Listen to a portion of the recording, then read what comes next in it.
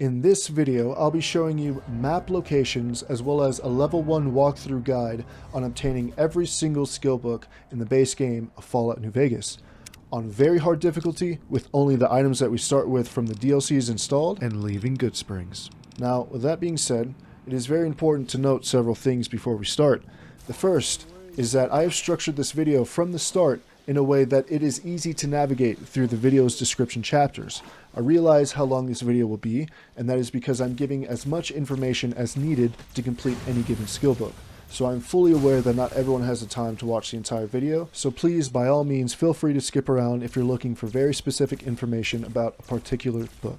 But on that note, if this video ends up helping you out in any way, or you ended up learning at least one new thing about Fallout New Vegas, please subscribe to the channel, hit that bell so you can be notified when I upload next, and make sure to drop a like and tell me what you think down in the comment section. The second is that most of the locations we'll be visiting to obtain these skill books will naturally end up leveling us up just from the obstacles we find there.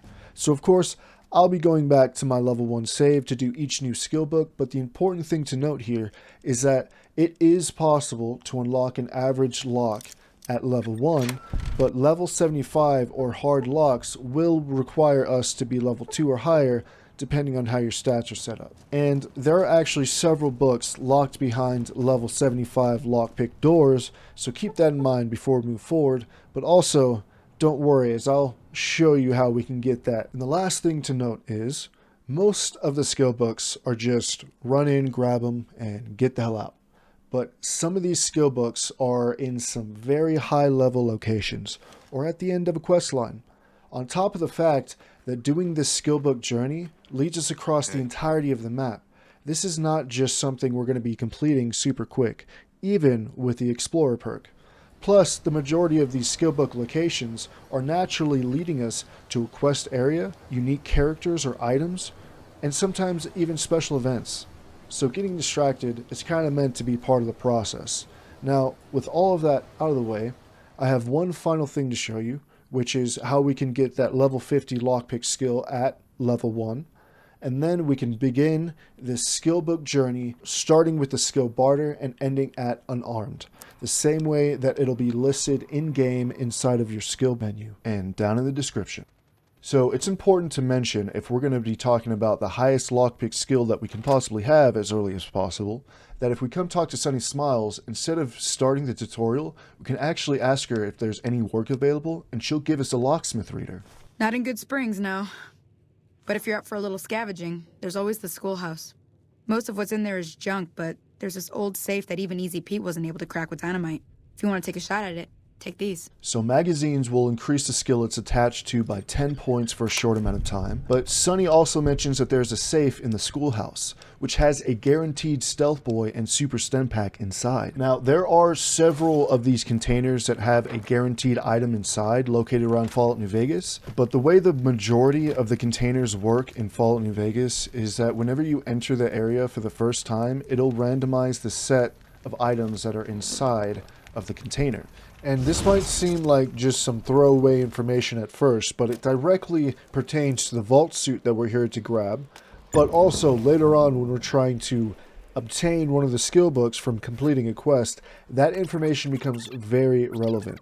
So here I have one of my 3 characters here to steal back his vault suit. He woke up here, he's pissed, he had one stealth boy completely naked. And now he's on a journey to get his jumpsuit back, which we got. So now we're going to head out. And of course, I'm going to be explaining all of this way more in depth later when we actually visit Vault 3 for the skill book. This is just to show where we can get 50 lockpick at level 1. As you can see, the Vault 3 utility jumpsuit gives us +5 to our lockpick. But with nothing equipped, we are level 1. And we have 45 lockpick. That's because I added one of the skill bonuses to lockpick, of course. It's also because I have 9 perception and 9 luck, which gives us the amount of points we need in lockpick. And then finally, I have the skilled perk, which gives us +5 to all of our skills, which leads us at a total at 45 lockpick at level 1. And then, of course, equipping this Vault 3 utility jumpsuit, if you happen to make it all the way to Vault 3 and do what I had just done, you could have 52 total, because I also added the hat, which gives us +1 to our perception. If you go over 10 perception, it's not going to do anything, so that's why I have 9 to give the +1, just to show that, but the 52 doesn't really matter. All we really need it to be is 50. The very last things to note before we actually start is, first, here's the main character that we'll be using, and these are his stats. Every single skill book will be listed in order from easiest to hardest, with Goodsprings as the main hub, and I will be doing a sprinting jump, which is, it's just a sprint mod, but for some reason when you're sprinting and you jump, you hit a certain angle in this game, you will go flying. It's a lot of fun, but whenever I'm in radiation or around enemies, I will not be doing any sort of sprinting or any sort of that craziness. It will be completely vanilla, and I intend to give you a level 1, very hard experience. Without further ado, let's do this.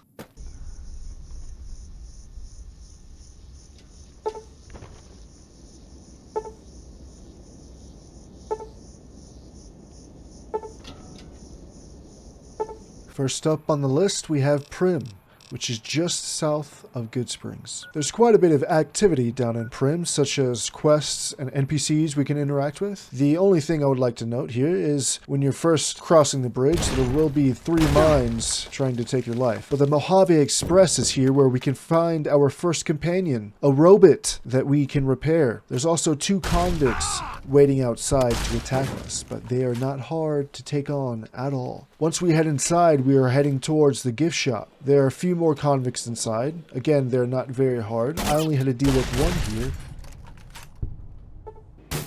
But behind the counter, on the safe, we'll find our first book of Barter. Getting out is pretty simple as well. There might be 1 or 2 convicts trying to get at you, but we can just escape. Our second book we can find at the Allied Technologies offices, which is just past some dangerous territories northeast. Once in front of the building, we will notice that this entire area is surrounded with jackals. So I'm going to take the left roadside, passing the Allied Tech offices, and you can see up ahead there's some NCR already engaged with some jackals. But I'm going to enter into the area through the broken fence with this truck busted through, and we'll find some NCR posted at the south end of the Camp McCarran wall. And if we enter through that broken gate area, the NCR soldiers will naturally engage with the jackals surrounding the Allied Tech offices. So we don't even have to do anything. Super easy. But just note that any kills that you do not actually get the final blow of, you won't actually get the experience from. I'm glad that's over. Now, once you have the NCR troopers take care of all the Jackal gang members for you, we can head to the front side of the Allied Technologies offices, because that's the only entrance we have. I'm going to enter stealth mode because there will be 4 giant soldier ants upon our entry for us to combat. They are not difficult at all, just more of a little nuisance. That's why I sped the time up here, but once you're able and have taken care of all 4 ants, we will find the skill book at the end of the room in front of the Nikola machine next to the bookcase. Our third Tales of a Junktown vendor will be found at the Counterfeiting Shack, which is pretty far east and pretty north. I'm going to start here at Camp Golf just because it's a pretty safe starting zone.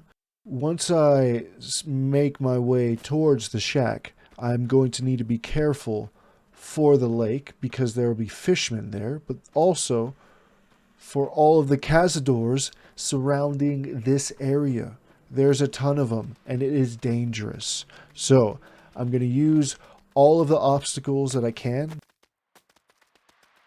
Do a little juke here with the rock, and I'm going to just put as many obstacles behind my path and in their way as possible. I'm going to run to the left side of the shack here, just because it makes it a little bit more difficult. And if we grab a save before we first walk in, this is a great shack to have that first save location walk in. As you can see, I just did a save reload. so that way I could be hidden. But there are 3 ammunition boxes upstairs, some dealings down here, and what we're mainly here for, the book, which will be on the suitcases next to the bed. Also some more ammunition boxes and a first aid box. Lots of chances to get more stealth boys if you want to reload the save before first coming in here. So on our way out, you might think it'll be very tricky, but it's not too big of an issue. We are not going to enter or exit in stealth mode because they already know where we are. There's no point. But I'm going to run around this hill and jump on the roof and basically just wait it out. Quite literally, I'm going to be tapping wait many times, just spamming wait. For me, it's the T button. I'm just going to keep spamming T. You might have to shoot a couple of grenades to show you mean business, but whenever you're able to sleep, that's when you're able to travel. Our final Barter skill book we shall find at Vault 22. Heading north along the cliff range towards Jacobstown, we'll find nestled away a vault that is just bursting with plant life that actually is trying to kill you. And in front of the vault, before we enter, are some giant mantis, and believe it or not, at level 1 on very hard, they pack quite a punch.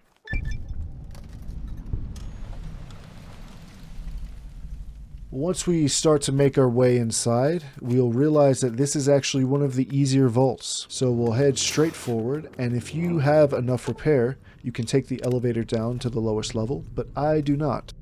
So if you're like me, we are going to need to take the stairs all the way down. So we'll just head forward all the way down these stairs until we are greeted by a spore carrier, which they're actually pretty easy, not too big of a deal. But we need to head to the common areas, because in the common areas, if we head right, there will be the Overseer's office. And there's a terminal inside of this office that we need to interact with to continue forward, which is the crew quarters. If you want to explore the rest of this vault, then unlock everything else. But once we have the crew quarters unlocked, I will jump down from the bridge and we will head to the left side, which is the crew quarters.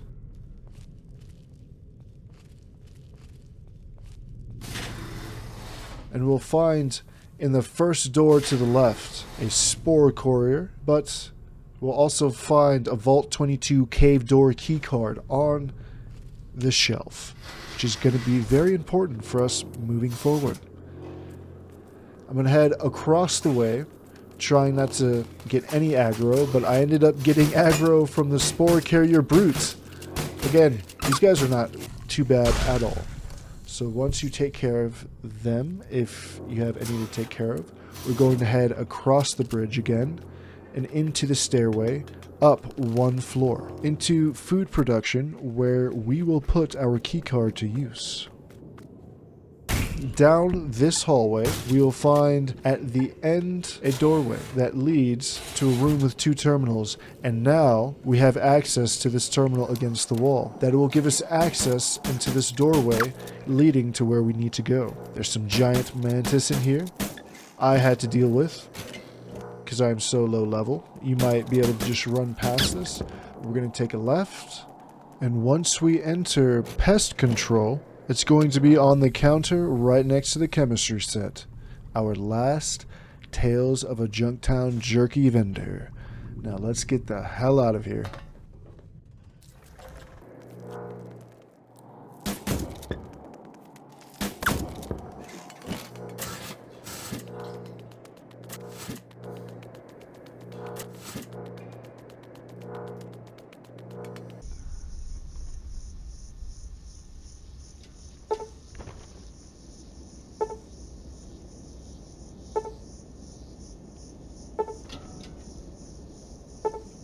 Starting off strong at REPCONN Headquarters, we have 2 energy weapon skill books that we shall find at this location. So once we head inside, there will be a robot tour guide How may I serve you, Master? that we can interact with. Welcome to REPCONN Headquarters, Rocketeer. Come all this way to see our little facility, have you? Yes, I'd like a tour of the museum. Excellent, excellent. Please be patient. The tour will begin in just a moment. Thank you, thank you. So this tour guide will take us through this entire place, but he will actually open that average locked door. We're in here because we needed to grab Jenny Millett's security key card. That is going to be very important for us moving forward, even though it's kind of redundant because we need a level 75 lockpick skill or higher in order to get both skill books. But regardless, having Jenny Millett's key makes us become Jenny Millett, and all the robots think that, which is a good thing. So once we use our key to come in here, there's a very hard lock and terminal, and some good old forced dialogue. Unauthorized facial pattern detected. Valid security badge detected. Temporary access granted. Please complete employee registration with security. So on our way up to the second floor, we can see that key card kicking in. Once on the second floor, we'll take a left, head into the first door to the left, and in the back of the room, there is a Nikola Tesla and you next to a terminal for us to plunder. Once we head out of this room and take a left, more of that key card kicking in. Hello, Mrs. Millett. I hope you have an excellent day at work today. We'll take a right and then another right, and we'll be hit by a hard lock level door, which will need to be level 2 or higher in order to complete. We'll head down to the first floor using the caved in floor, and we can use this terminal to access our freedom outside of this very hard locked level door. But in the back, on top of the safe, is our second energy web skill book. Make sure to grab the items inside of the safe and first aid box. Next up on the list, we have the Hidden Valley. It is going to be just east of Good Springs, right next to Sloan. This is actually a hidden valley. As you can see, we can see the mini map marker for Sloan, but when we're approaching the Hidden Valley, we won't actually see a map marker for the Hidden Valley. But once we discover it, it then shows up. You can see there on the right. But there's some bark scorpion around. I'm going to take a right here at that fork and jump on this rock because there's a little rock pathway that we can take, a little rock bridge, if you will, that will lead us directly to the perfect entry point into the Hidden Valley. We'll use a small barbed wire bridge. As you can see, approaching the Hidden Valley at nighttime, there will be a constant dust storm surrounding the entire area. Now, when we use the barbed wire bridge this way, we land ourselves in front of a bunker, and this bunker has a stump on top. This is 1 out of 4 bunkers in this entire area, and we know this is the correct bunker because of the stump, and it's along the west-northwest fence. But if we are to attain full access into this bunker, we will need 100 lockpick, or we can pick up an item that is just east from this said bunker.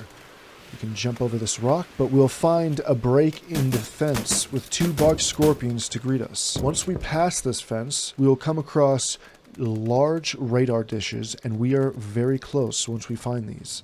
Because just ahead of this dead prospector will be a giant crater in the ground, which, if we go down to the center of it, we'll find 2 dead Brotherhood of Steel paladins, and one of them has a steel mission holotape, which we'll need to pick up. That's the item. That is the item for access. So I'm going to loot his entire body except for that laser rifle. I'm not going to need it. I'm going to take both power armors, and I'll be over encumbered at this point. So let me just exit out quickly, enter my menu before I get eaten, before my face gets eaten off. I'll repair those so that I can move out of the way, and then we can just head all the way back, basically back west. Now, just in case you are curious, again, once we enter the fence, it'll just be west-northwest, and we will find that bunker as long as we just head in between west and northwest. But if you are to fast travel back to this location, we will find ourselves in front of a hollowed-out rock. Hopefully you get some better loot than I did, but exact same thing from this location, heading west to northwest. As long as just in between there, we will find ourselves at the bunker with the stump. So let's head on in, and we will finally intrude upon the Brotherhood. So there are several ways to enter this bunker. I will be choosing the path that does not put a collar around my neck.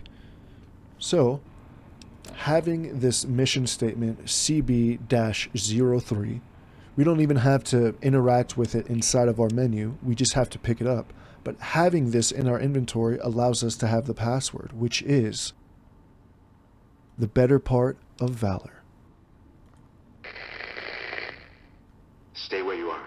I'm sending someone up to meet you.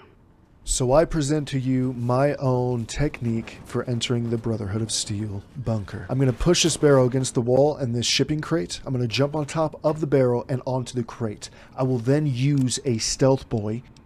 You see, I have to be on the very edge of this crate or he's going to walk closer to the wall. And we will watch as this paladin, he's basically trying to force us into dialogue. And I say no. I say, hell no, I'm not down with it.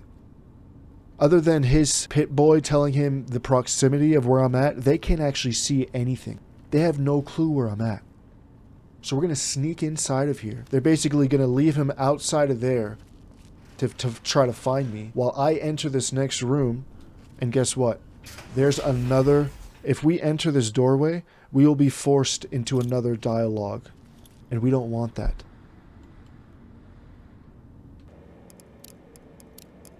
You can see we're on very hard. Level 1. And all I have are spears. With a well-placed shot to the face, Paladin Ramos is no more. Now, I will tell you what. That would have been a lot different if Paladin Ramos was wearing his helmet. So let's just be glad that was not the case. If we take a right from Paladin Ramos's death room, head down these stairs, we'll be faced with a wall of 2 turrets. Taking a right from here, not heading down the basement, but heading into the left door next to the basement stairwell, we'll find the medical room. And this senior scribe, she thought that she could just throw her Nikola Tesla and you book away? No. We'll come up and we'll take that. Alright? You're not going to be trashing that book. I don't know what the hell she's thinking. So we're just going to head right on out of here. No problem. But note, once the stealth boy runs out, if you were still in there, everyone will start attacking you. But the interesting thing to note about this entire process that I just went through is if we come to our reputation section, there's actually nothing going on there. We have no negative rep with the Brotherhood. Even furthermore, if we were to come over to the 188 trading post, for one, this is just a really good trading post to have. The merchants here have a lot of caps, but we will find Veronica. I'll be honest. You're the first person I've run across out here that looks like he can really handle himself. There are places I've never been to that'd be too dangerous for just me. What do you think? Maybe we could travel together, help each other out. Okay, let's travel together. Now you're talking. One thing you should know first, though. I ask you about the Brotherhood because I'm one of them. I know, but I had to know how you react when I told you. We have made a lot of enemies. You still okay bringing me along? Well, okay, but you're on a short leash. Fair enough. Maybe one day I'll have your complete trust and I can be on a long leash. A girl can dream. Well, thanks for taking a chance on a naive young girl from California with stars in her eyes and a pneumatic gauntlet on her hand. Let's hit the road, huh? Hit the road, huh? She meant quite literally. Veronica's not that bad, actually.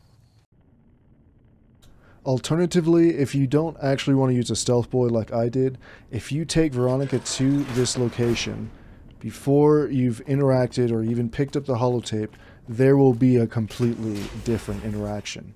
But, Veronica, got a surprise for you. I made a few changes. What do you think? Looking sharp, Ramos. What?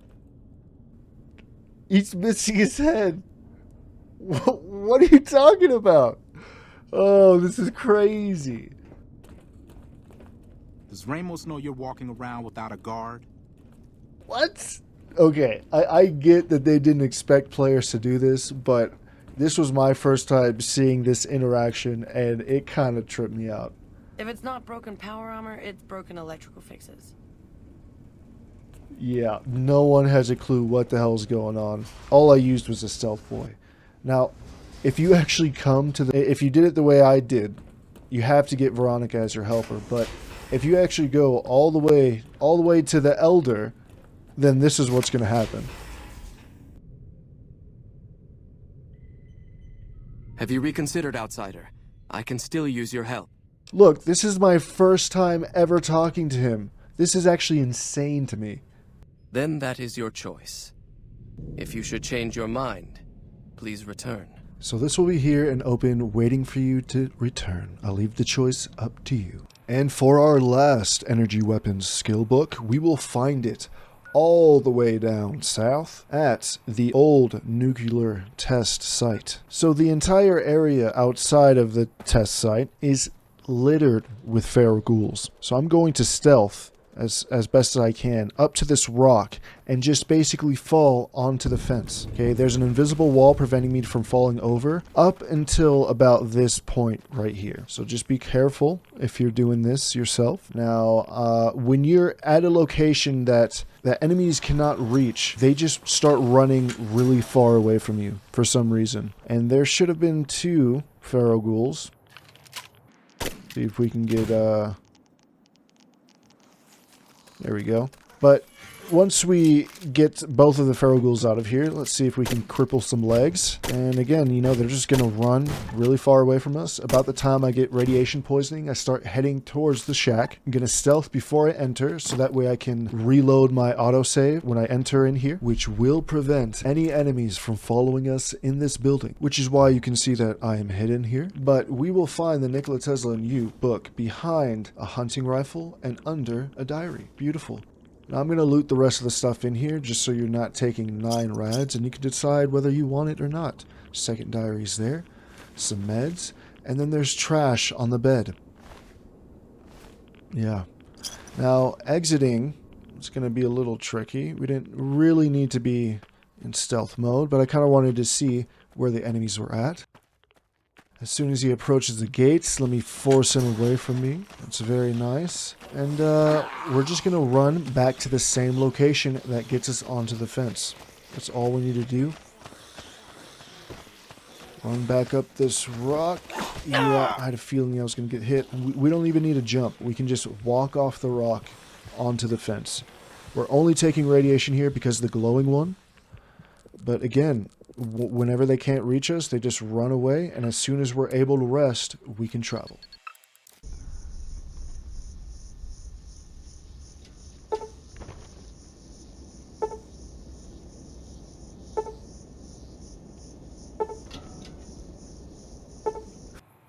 Our first explosives skill book we shall find at Sloan, just east of Goodsprings.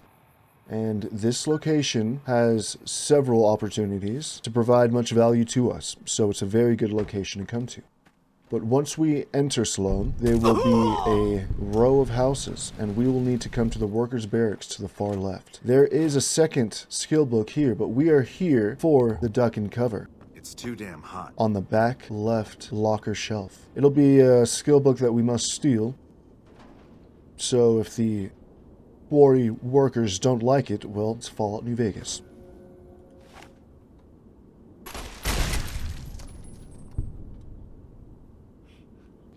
Next, we'll be heading directly south to the Mojave Outpost. It's a fairly easy journey out here, but you'll know you're heading to the right place because of these giant statues that are in front of this outpost. Once we enter, we need to head to the building to the left here. So we'll head through the gate, and in the back will be the door that enters the bar area. Inside of this bar, we'll find Cass, which is the NCR companion that you can have join along with you. But the duck and cover is going to be back here behind the shelf. which we'll need to steal. Lady, what are you doing in... What the hell was that? We won't go quietly. The Legion can count on Yeah, that. oh, okay. So I'm gonna pick up the duck and cover. We're gonna head back here so we can steal this skill book. Yes. We won't go quietly. Lady. The Legion can count Lady, on that. what the hell? You following me? Alright, what the hell? So we steal that and we're out of here. Hey there. Our third explosives skill book will be found at Ranger Station Foxtrot. And it's listed third just because of the sheer distance that we have to travel all the way far north. And we basically have to take this pathway that I'm standing at on the map. And it's going to be, if you don't have a sprinting mod like I do installed, it's going to be quite a trek to this location. This is the pathway heading up to Jacobstown.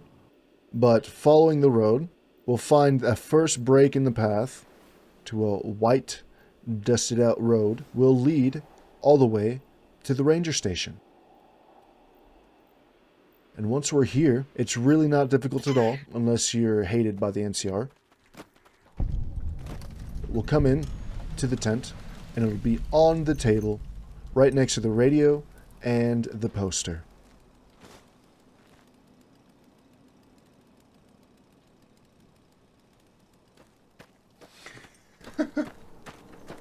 Our last explosive skill book we shall find at the Nellis Air Force Base, the farthest northeast that we can possibly go in the map.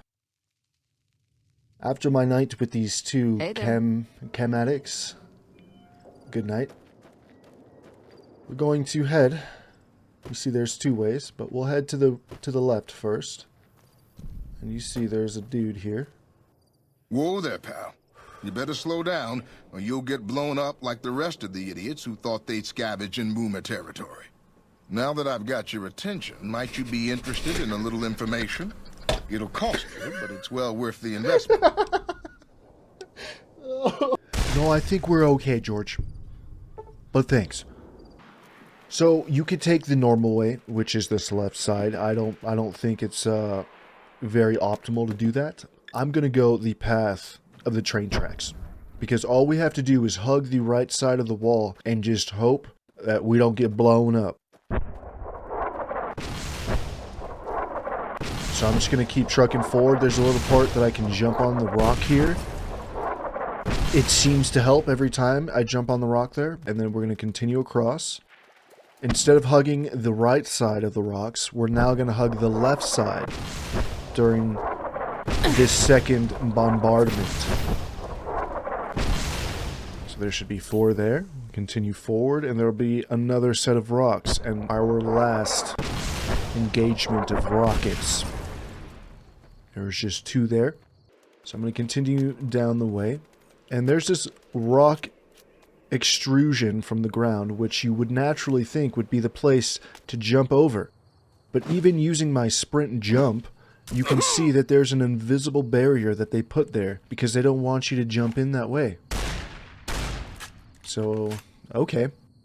Well, if we were to go in the normal way, we would approach the fence and be forced into more dialogue. I don't like forced dialogue. So I'll be taking the super sneaky, stealthy entrance, which is by my own creation. I've not looked this up. I figured this out by myself. Which is that if you come over to the first sign to the left of the entrance of the gate, we can jump on top of it, and good luck because the Fallout movement mechanics are insanely weird. We can get to the very top of the sign and actually just jump right over the fence. It's actually pretty crazy. I don't know how you survived the bombardment. That's incredible. Once we make it inside of the Nellis Air Force Base, we can head to the left side of this first warehouse, and it will be in the last portable that we see, which will be Pearl's Barracks. And actually, if you do get forced into dialogue, you'll automatically be put into this location. You can just skip all the forced dialogue, come right over here, and it will be on top of the shelf. I shoot all the books off because it's a pain to try to grab it off of the shelf. But the duck and cover will be there for us to steal. As you can see, it's red there at the bottom, and we're good to go.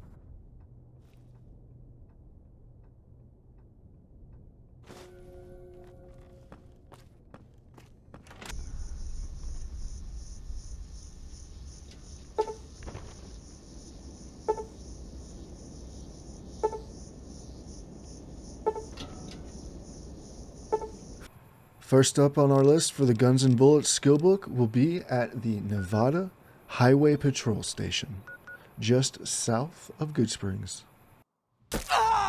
Now, upon our first arrival to the Nevada Highway Patrol Station, we will see a little scene about to play out as 2 Jackal members are preparing an assault, a stealth assault on 2 unsuspecting convicts. He was so unprepared, just with a tire iron, he gets his head blown off. Easy. While she goes and prepares for the second assassination. The other convict approaches. He realizes that it's too late, too little too late, as he's outgunned, outmatched, and out of options. And he's out for the count. We will witness this little interaction play out as soon as we approach this location. So that's actually where we pop in here, because as we were traveling down, we watched as the 2 convicts got just utterly destroyed. So we will not make the same mistake that they do. I will take a stealth route around the side of the building, hop on the roof from this rock and metal sheet path here, and I will assassinate the assassins.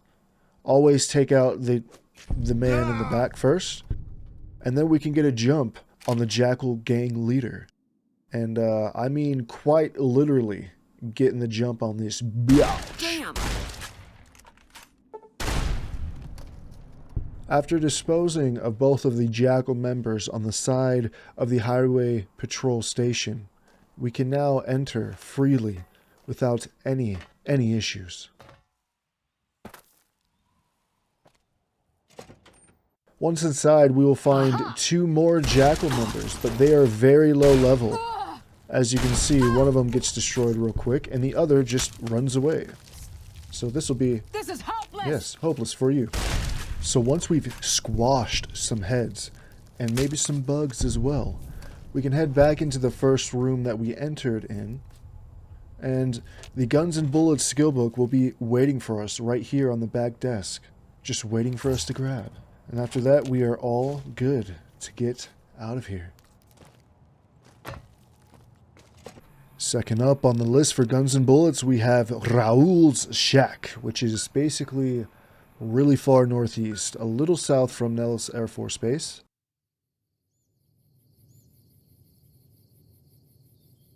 There's not much to say about this specific location, other than the fact that it's extremely far from Goodsprings.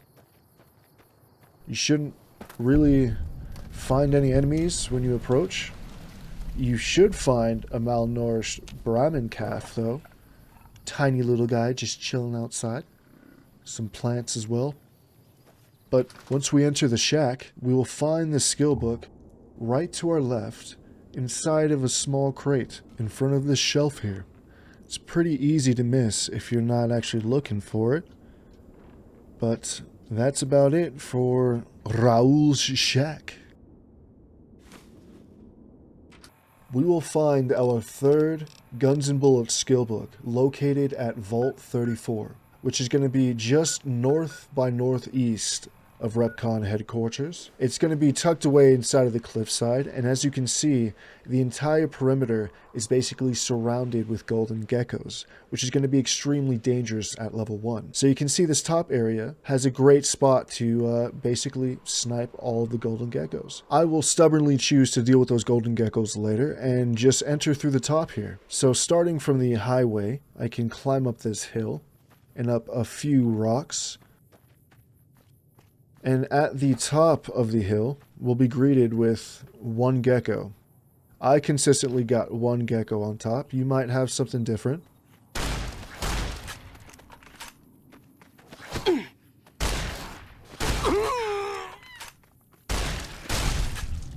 But as you can see, he only hit us twice, and that was a lot of damage. That's 4 stem packs total. So just be cautious. Once you enter through the top here, there's basically no going back unless you have a save before entering. Because there is only 1 exit out of here, and when you drop down, it will face you towards the exit. So we're going to turn around here and start preparing to head into Vault 34. We can see that these mushrooms here on the ground once we pass them, we'll start taking radiation. So once you're good and ready and you're prepared, this is how I'm gonna do this. I'm gonna sheath my weapon so I can get the max amount of speed while I'm running. We're gonna try to stealth as far as we can until we need to start running, and we can actually use these inclines here to get ourselves some distance on these golden geckos. We're gonna have to just keep booking it into Vault 34, and I have a plan. You see, at the top of the stair set here, we're gonna have to activate a stealth boy, and activating it at the stair set will give us the perfect amount of time when the stealth boy runs out. I'm gonna fall into the hole because that's leading into the lower level where we need to be, and we're just gonna basically follow in the main hallway. Try to not defer at all. Just keep following the main hallway's path all the way until we reach the clinic.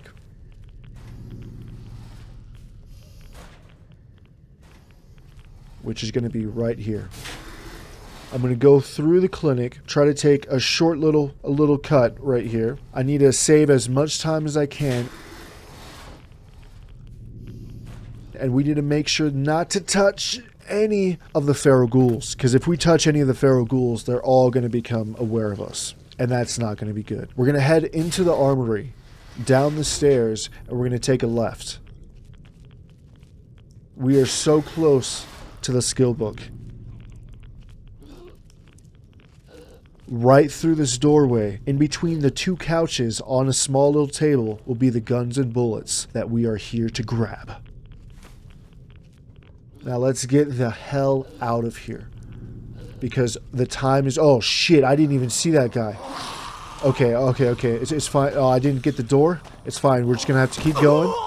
Even if I start running, we're going to have to make sure that we're in stealth. I'm going to do an autosave reload so that way I'm hidden and no enemies follow me into the next room. And we're going to keep booking it because, again, the time limit is ticking on our stealth boy. If we become unhidden around these feral ghouls, they're all going to become aware and just demolish us, okay? But once we reach this hallway, we'll see these two signs, the clinic and the overseer's office. Right here is where our stealth boy should run out. Which, believe it or not, this is actually a great spot for us to have our stealth boy end at, because we basically only have one battle, maybe two battles to face before we actually leave. I'll show you a few other tricks. And here, I'm going to use VATS.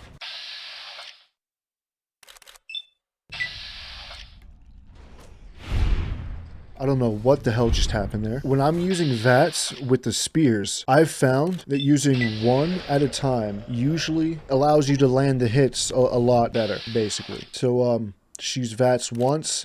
Make sure you're in stealth the first two hits. If you can be in stealth for the first two hits, that'd be incredible. But I'm gonna stop right before I turn because of that. Yeah, because this dude's just...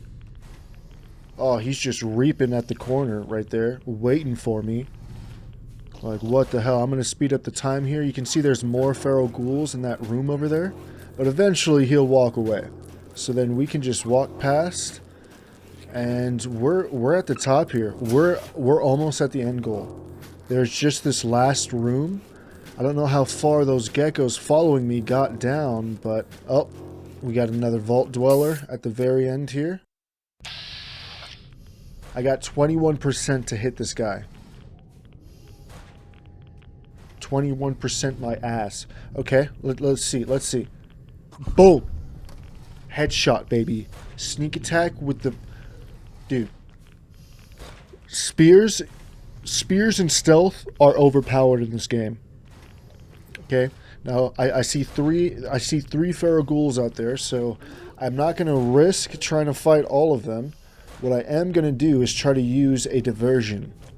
I'm going to throw a spear way in the corner of the room. It has got their attention. Okay. Now let's move on this. Let's move quickly. Gonna jump through here. And we're clear. We're clear. You can see I actually just passed over one of the golden geckos. He just barely made it down this stair set. And then the other one's in here. That's great. They all try to fight and kill each other. That's what we wanted. That's why we led the geckos in there. But as we're exiting, as you can see, now we're here at the location where we just dropped in. As we're exiting, we have some more issues to deal with. There are 2 more golden geckos before we can leave. And then there's the bunch of golden geckos outside before we can teleport and get the hell out of here. So, let's just play it through. Let's just do the damn thing. Okay? I'm going to use a grenade rifle and stealth, my 2 best friends, to at least kill one of them. At least kill one of them. See here? Just going to take a couple shots. I have the time sped up by like 5 or something, so it might take you a while if you're using stealth like I am. There we go. We nailed one of the kills down, and the other one saw us. It wasn't able to get away, but it's fine. We pull the shotgun out. We're just going to keep smashing his face with shotgun rounds. And there it is. There it is, baby. We're all good to go. All good to go. And look at that. We got a level up from it. So, on exit, we're going to have to fight all of these guys outside. That's why I said it'd probably be better just to snipe them from up top before you enter the top. But I'm stubborn, and I'll be honest, I got lucky as hell.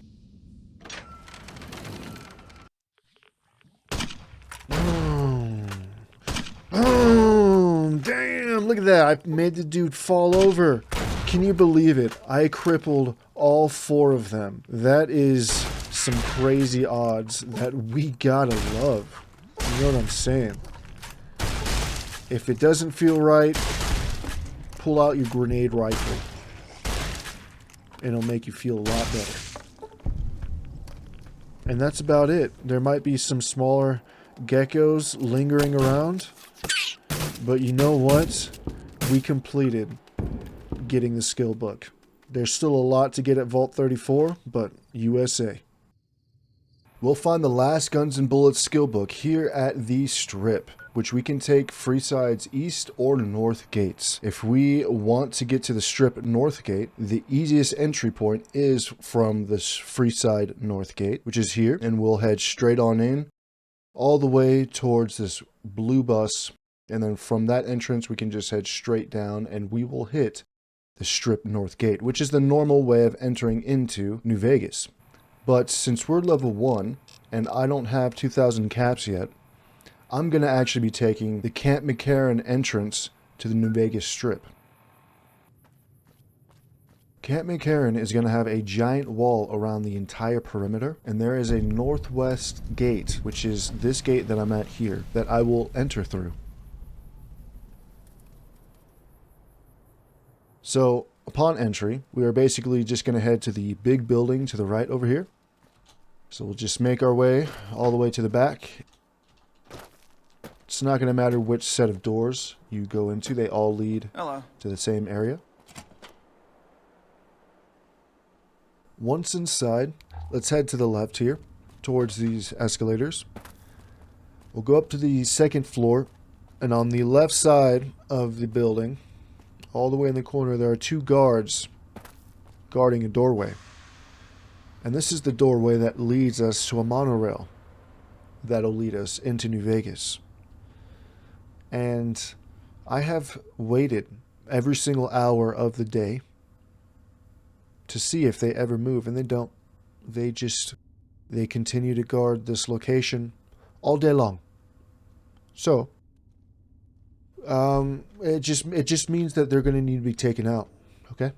It just means they're going to need to be taken out, and if you're an NCR fan, don't worry, because nothing's going to happen. There's a dude in this building that you can get a quest from, and doing this action has 0 effect on getting the quest. And a good point here is to note that if you kill an NPC and you fail a quest, that's probably a good sign that you shouldn't have done that. So let's head through this door, and let's take the monorail. And here we can actually also prove that nothing happened bad with the NCR, because this building is full of them, and they don't care. We're here. Hey. I bet it feels real nice to be carrying those weapons around on the strip. Now, there's this guy. This your first time on the strip? Yeah, this is none of your business. You're not getting started off on the right foot here. The NCR still has a strong presence. Yeah. We can just ignore that guy and continue forward. Howdy, partner. You've come for a piece, haven't you? Welcome to New Vegas. And we're greeted by Victor. So once you finish with his dialogue, we can see the Gomorrah right there, right in our sights. And also just to note, once you've entered into the strip this way, you can actually exit out the main way into the strip north gate, and you can just freely enter back and forth now. When I put the key in the lock, I broke the window. My wife and I know the secret to a Alright, so we're here in front of the Gomorrah at the strip. Now these are all of my weapons that I have, and it doesn't matter whether I have the throwing spears or whether I have a pistol equipped, because I have such low stealth right now. Once I enter into the Gomorrah, I'm going to have everything taken away. Hey, no one but Omertas are allowed to carry guns into Gomorrah. Check your weapons with me. And we'll say okay. You'll get these back on your way out. And it said hold out weapons, but actually everything gets taken away. So we're going to have to basically build up our arsenal again. And we can do that here. We can definitely do that here. I hope my dad doesn't find out how much money those hookers cost me. So let's head to the back right of the main casino room. I'm going to head down this hallway and down these stairs to the basement area. Once down here, let's continue through these first two set of doors, and we're going to be stealing this thug's key. What the fuck are you looking at? Yeah. We're going to be stealing this guy's key, because once we steal his key, he won't be able to get through the door that he's guarding. He's a complete jackass. So we can basically do a save reload until we're able to successfully steal his key. I got kicked out of Ultra Lux the other day. Man, that place gives me the fucking freaks. Now, this guy has no clue what the hell is going on, ever. So we'll head back down this hallway, take a right, and head through the double doors, and take the elevators all the way up to the suites level. Now, we could have stolen the key from this guy over here, but it just helps prevent that other guy from helping out at any time. Be sure to check out the courtyard. Some of the hottest asses in New Vegas shaking out there. So I'm just going to get this guy's attention, make him look towards the wall, and just have him stare at the wall. And once we're hidden, we can now use the key to take the elevator. You see, once we take the elevator, we'll have the caution sign, but we can just do a save reload immediately and be hidden. So let's head through this door. Once we enter stealthed, this guy's going to freak out and come actually open this door for us. So once he does that, we need to quickly race him to these footlockers, which are going to have some good shit inside, alright? There's going to be a couple sniper rifles and a flamer.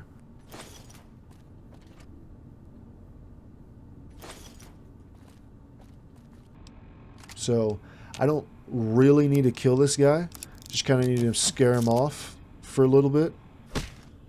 So I think 3 shots to the head.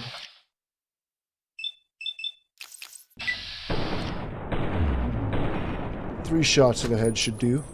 Come on. I'm out of here. Yeah, there we go. There we go. Now this guy's freaked out. Alright, cool. So let's enter back in here, and he just went in the door we needed to go into. Perfect. Alright, you know what? Whatever. Screw it.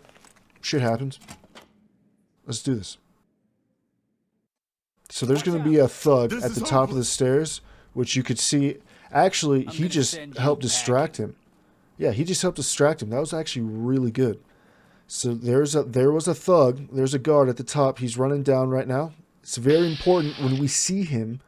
You would think that we want to shoot him in the face, but actually we're going to shoot his arm. So then he disarms the shotgun, which is... I got confused here for a second. I didn't realize that he dropped it. Well, I didn't realize that I picked it up, is what it was. So now that we have the riot shotgun, shit gets real now. Now moving forward, we're going to have to kill all of these guys because they have shotgun rounds that we're going to need. I don't know what the hell was happening with my hand here. I don't know what's going on with my hand there. But basically, I'm going to come to the top of the stairs and just wait until this guy comes back, close the door, and before he turns the corner, I'm going to steal his utility room key. So that way he can't get back in there anymore.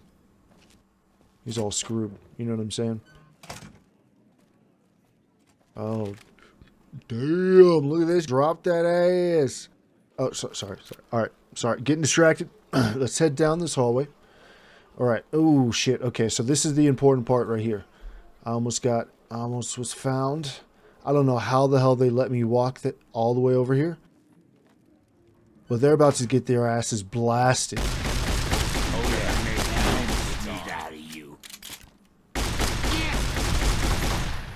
Yeah. Big Sal just got his ass handed to him. We're gonna have to quickly loot all of the ammo that we can. Because there's more. Yeah, I gotta get my head out of the gutter. Okay. Head out of the gutter and into this guy's skull. We'll put some rounds.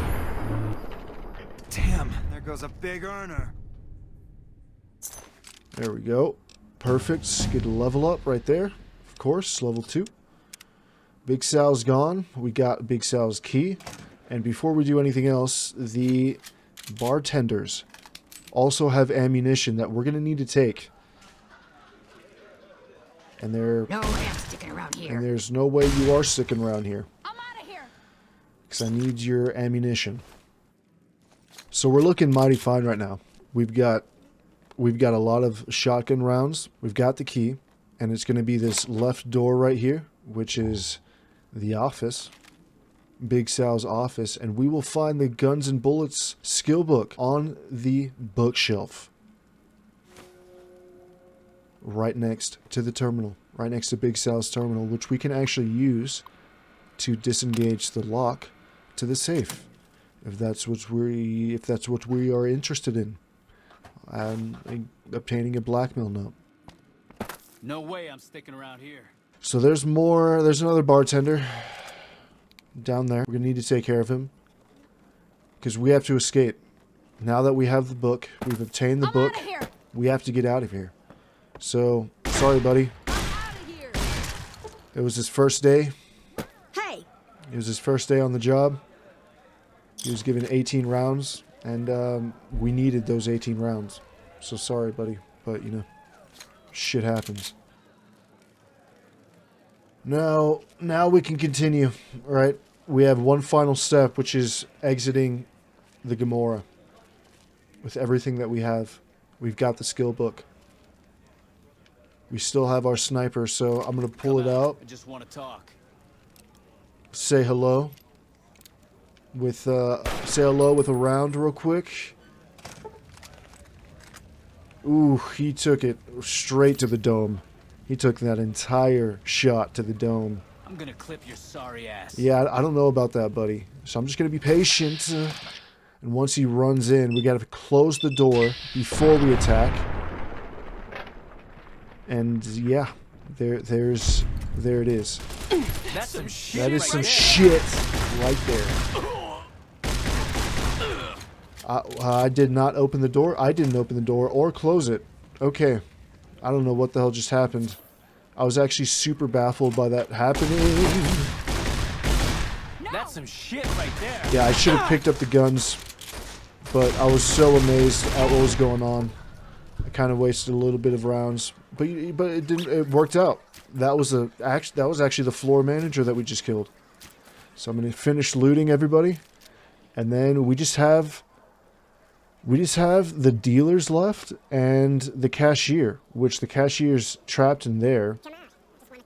So we don't really need to worry about him or the dealers because they're not gonna aggro until we get further, or until this guy gets aggroed. Once he aggroes and loses his life, then all the dealers become...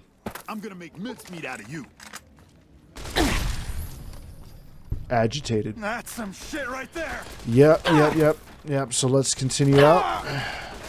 Now we can either take those 3 dealers out, or we can just take our prize and leave. This place smells like booze and sex. That's why I'll always come back. As soon as we exit, you know what I'm saying?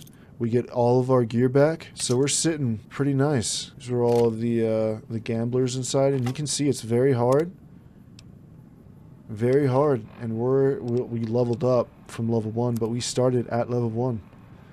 That's how you get in and out of the Gomorrah with the guns and bullets skill book.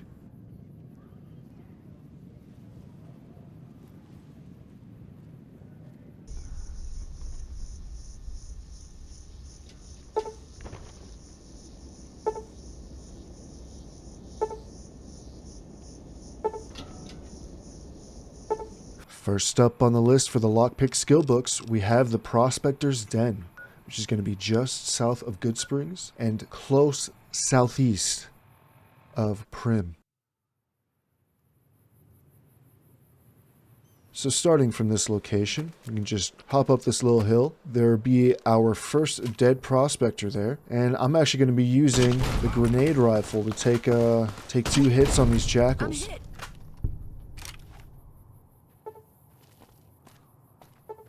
Calm down, lady. Calm down, okay? Calm it. And the one thing to note about here is there's the dead prospectors all around and inside of this location, which have cards, which have spades, diamonds, all sorts of cards. So if you're interested in that, this is the location to pick some of them up. And once you've taken care of the 2 jackals inside, we can head down. There's 4 dead prospectors in here. I only loot 3, but there is actually 4. One by the bench there. Once we head inside of here, I'm going to just wait for a stealth attack. Damn. On the jackal gang leader, actually. Very nice. Anybody there? Nope, no one's here. Who's there? No one. I'm not here. Whatever. I got better things to do. Yeah. Aha. Okay, so let's finish these 2 guys off. This guy kind of gave me a tough time here, but we're gonna take the rest of the guys out, and we're gonna head through the door in the middle of the hallway, and across the way from the dead prospector inside of here, we'll find at the very last bed, we'll find the tumblers today. Very nice. So let's continue, baby. The second lockpick skill book we'll find at Wolfhorn Ranch, which is actually super close to the Prospector's Den, but it's going to be east of that, a little southeast. And here, it's pretty close to Nipton. Next to the general vicinity of this location, there are several interesting small events that can occur. There's a grave there, some ammo boxes located around, but this area is pretty chill. Not much going on. There are traders that will pass by that bridge over there. But, yeah, it's pretty chill over here. And once we go inside, if you wanted to do save reload, this would be a pretty good one because there's 2 ammo boxes. But we'll find, as soon as we enter, the tumblers today, which I can't pick up for some reason. What the hell was that? We'll find the tumblers today right here next to the refrigerator. That's also next to a unique cleaver called the Chopper. So again, there's 2 ammunition boxes back here. Great chances for Stealth Boy. The third location for our next lockpick skill book will be located at the Silver Peak Mine, which is on the route to Jacobstown and is actually in between the pathway split that leads to the NCR Ranger Station, Foxtrot.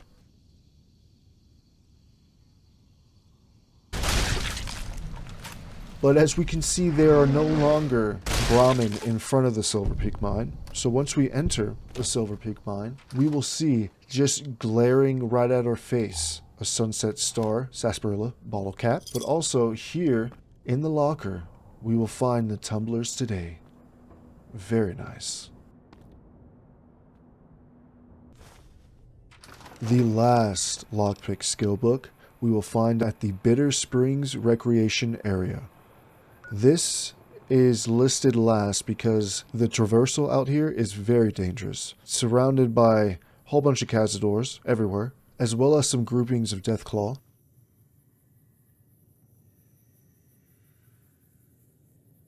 But the actual location itself is pretty chill. There's really not much going on other than a whole bunch of old rundown RVs at this location. But if we come over to the office, once we enter inside, we'll find that there are 3 rodents, 3 rats, that are very easy to take care of.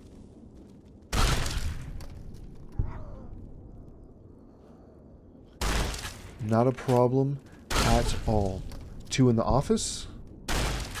And once we take care of the rats, our last skill book, our last tumblers today, is going to be right next to the destroyed terminal. And we are all good to go.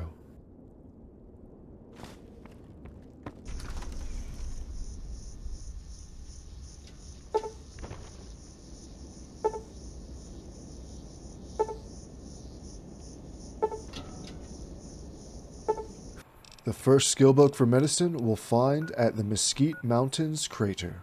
It'll be just south of Good Springs. And once we're in the area, I'm going to head to the southwestern part of this crater, and I'm going to climb up to the high rocks up here. And once we reach the high rocks, I'm going to continue following this pathway, which is mainly because of how many feral ghouls are spread out around this area. We can just walk up here. I don't even need to jump, but there'll be a point where we hit a barrier that we cannot pass over, and once we hit that barrier, we'll just continue right, hugging this wall the best that we can until we fall onto this rock extrusion right over here. It's a good spot to snipe and take care of all the enemies up here, but we can just fall down, we won't take any damage, and we'll head directly onto the roof. And naturally, all the enemies, all the feral ghouls here are just going to run away because they can't reach us on the roof. And we'll make sure we're stealthed when we enter. I actually did a save reload to make sure I didn't get followed in here. And there is a crazed Mr. Handy, who's not too bad to take care of, especially because we can just use the stairs. But we'll find the DC Journal of Internal Medicine right next to this weapon repair kit and a few other items right here on this desk. Getting out of here is not too bad either. As soon as we exit, I'm going to take a left. I'm going to scale along the side here. There's a part that I can jump up real quick and easy. You see right there. And once we're up here, I can just continue forward. And there will be a part where we stop taking radiation up here. And since they cannot reach us, as soon as we can sleep, we can travel.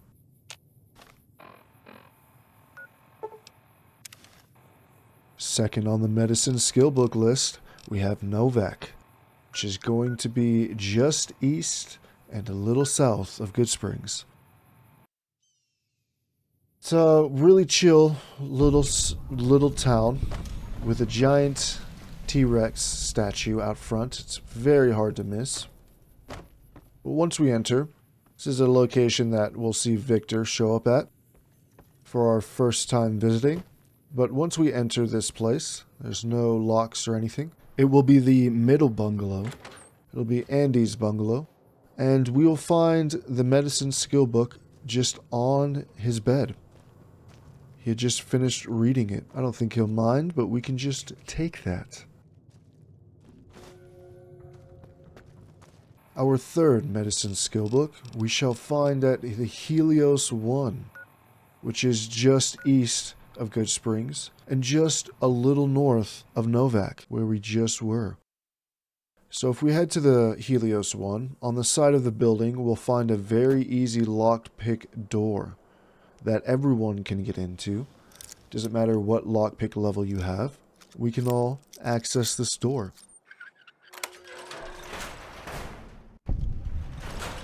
So once inside, let's take a right and head straight through this door here, because we're going to be heading across the ceiling. Now, let's head up the stairs,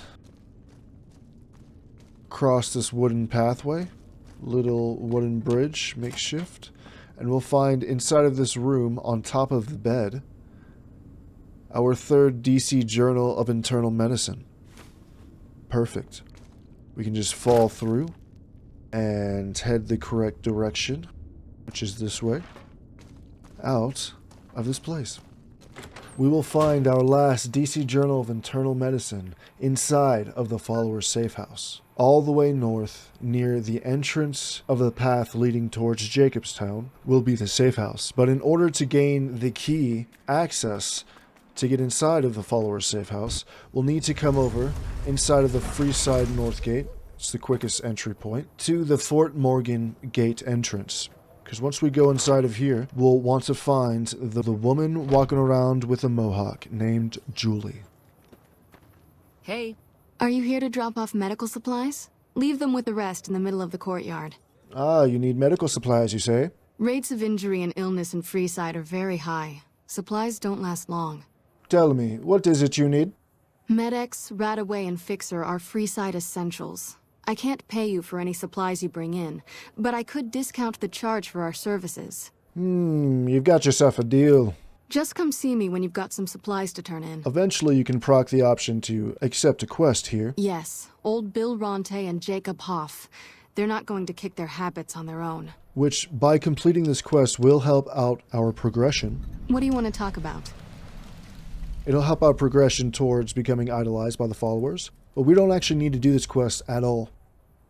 Hi, do you need assistance? If we actually come and just drop off medical supplies, Great, what do you have? then we can become idolized just from donations. So, let's dive into this a little bit. The option for donating fixers will never disappear. This is not true for Med-X and Radaway. Without doing anything associated with reputation gain for the followers of the apocalypse, we can donate a total of 35 fixers and become idolized. Alternatively, if we include Med-X and Radaway, we can drop that number to 33 donations. 18 of one option before it disappears, and then 12 of the other option. So 33 donations split between 3, 12, and 18, or 35 donations of fixer alone. Now, I'm not talking shit here, okay? I'm really not. I just am an advocate for the facts and the truth, the correct information, okay? I'm only going to be using Med-X and Radaway in this example here, but as we can see, there are two different wiki pages that I have pulled up, which is basically copy-pasted information. And as you can see on both pages, there's zero mention for any Med-X being at the REPCONN test site, which is here on the map. I have here my lovely assistant, Daisy Dukes, that's going to assist with explaining what the hell's actually going on here. So at the end, right before you enter the REPCONN test site, there's this highway bridge that we can go up on the top of. And here, right next to the tower of Nikola bottles, we'll find 3 Med-X, which has no mention on the wiki page. Again, I'm not talking shit. I know no one's perfect. But I am bringing all of this up for a very specific reason that does kind of irritate me. So for one, I would like to correct it. And if they do correct the information, I'm glad for them. It's been wrong for a very long time. Other than the fact that this is information that's not added, there is, once I get to Rad-X, incorrect information. So again, this is the main character that we've been on. I come over here to where the tower of Nikola bottles are, and on 2 different characters we'll find 3 Med-X in the same location that's not listed on the web. So before we get into Radaway, I figure I'd have a little exploring game that we can play on the page. Please comment down below any Radaway, Med-X, or Fixer that you found in the world that is just laying on the ground. It cannot be in a container, which is something I'm about to explain here in a second. It doesn't necessarily have to be on the ground. It's just somewhere placed out in the world that you come up and find. And also information that's not listed on the wiki, because not all of this information is wrong, just anything referring to containers, which is at Camp Searchlight, which will be my best and only example that I won't need to use any other examples once you see this. But as we can see, Camp Searchlight says it has 8, including, right, 1 on the shelf in the NCR room, 2 in the first room of the firehouse, and 3 in a duffel bag located on the second floor of the firehouse. Okay, we're going to get into all this, but again, this is false information, and it just blows my mind that there are 2 different separate pages that just literally have copy-pasted information. No one cared to just double-check the information or be like, I don't know what the hell is going on here.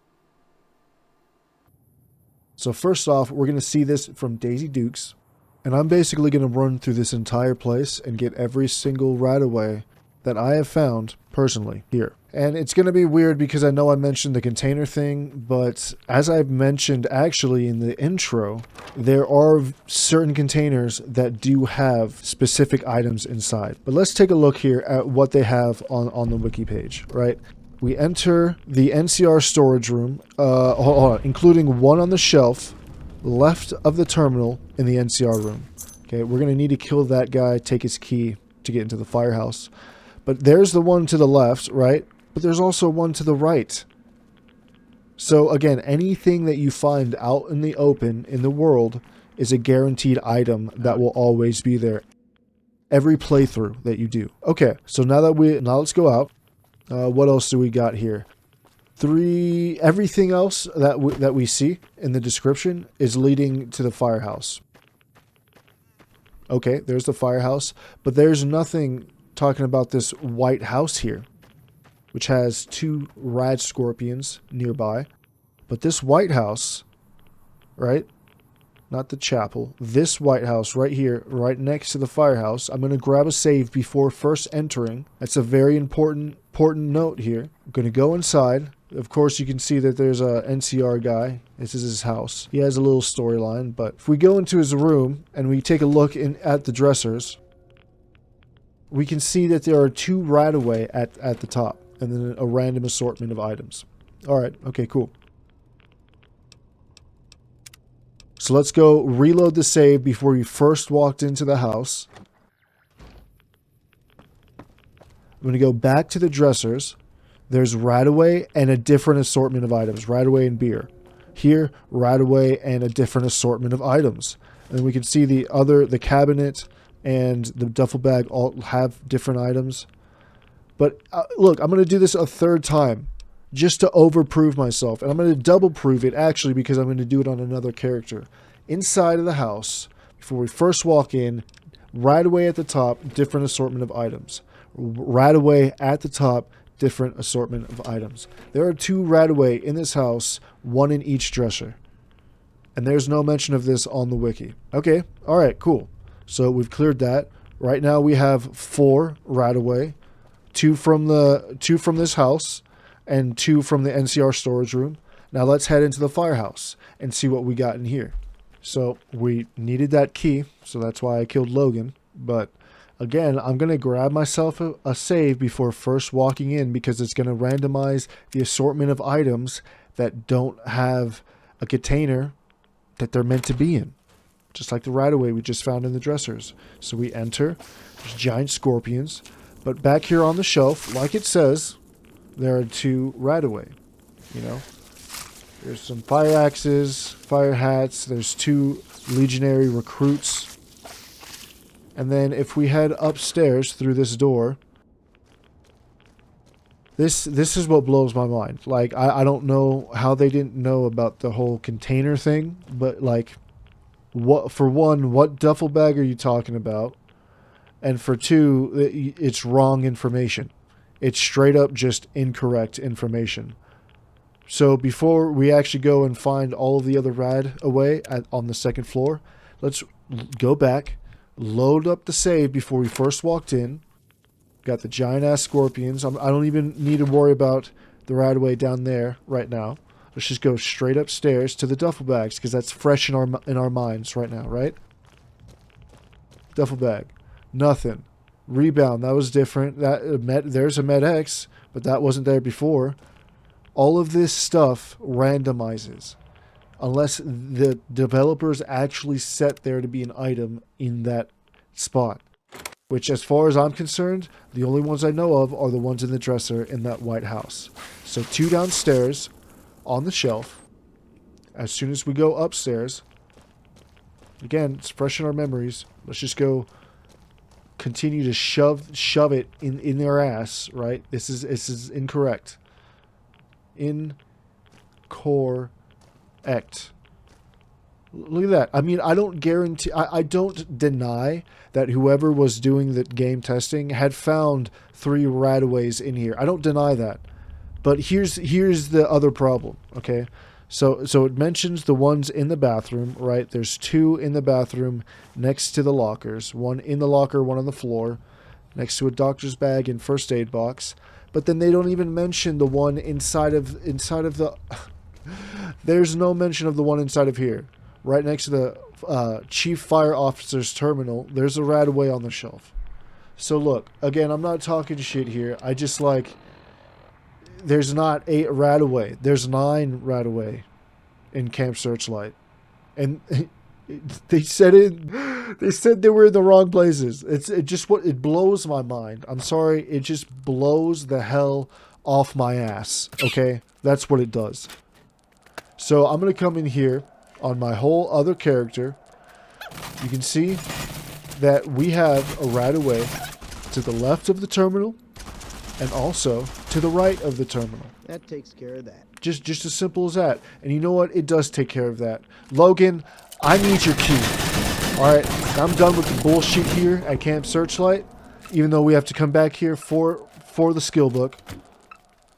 And look, there's one of the scorpions. I'm going to go in the White House on a different character. There's a radaway on top. Radaway on top. I don't need a save load to prove this shit. Get the hell out of my face. I'm trying to talk here. Yeah, there's no reason to save load to prove this. There's 2 radaway in the White House. There's 2 radaway in the Camp Searchlight storage area. And there's going to be 2 on the first level. Right next to the giant-ass scorpion. That is no more. And then also, there's nothing upstairs. Okay, there's nothing upstairs. It's not up here. It's not up here. It is not up queer. You hear me? Alright. So now that we've gotten that out of the way, let's go pick up the actual radaways that are here in front of the locker. And on the locker. And then also the last one that we will find inside of the Chief Fire Officer's office. Once again, there's not 8 right away. There's 9. There's 9. So again, not talking shit, guys. Just comment down below if you found any out in the world. So we can help everybody get the amount that we all need because we got to donate a shit ton. How much do you have to donate? Thanks. Anything else? How much? You know, I had to get it out. I had to. It needed to happen. Okay, guys. It's been like 10 plus years that's wrong information has just been chilling. With your help, we now have a small overstock of Fixer. However, it never hurts to have It's like, extra. come on, bro. How much do you have to donate? It's like, come on, bro. Like, seriously. Thanks. Look, every time you see that there's a grayed out thing and it turns back to the yellow, what do you? That means there's a new thing for you to hear the person say. So I'm just kind of going through this whole process. I'm just going to speed it up. You see 15 Fixers have been donated and were already accepted by the followers of the apocalypse. So I'm just going to continue. I'm only donating Fixer. I actually got the footage where I donated Med and right away, but like this section is already way too long. So let's just get this over with, right? Let's continue donating. I'm going to donate the 20 rests. Good to hear. What do you have? I'm going to donate the 20 Fixers that I have left in my inventory. And the thing about this, also why I want to come in here and explain this whole quest is because it won't let you know that you've donated. Like, let's say you have 50 fixers in your inventory. It won't let you know that you have donated enough to become idolized. You can see I stopped at 2, and that's because of what I'm explaining. I only had 35 in my inventory, and it's going to say that I have 2 left to donate because I only have 2 left in my inventory, as you can see up here.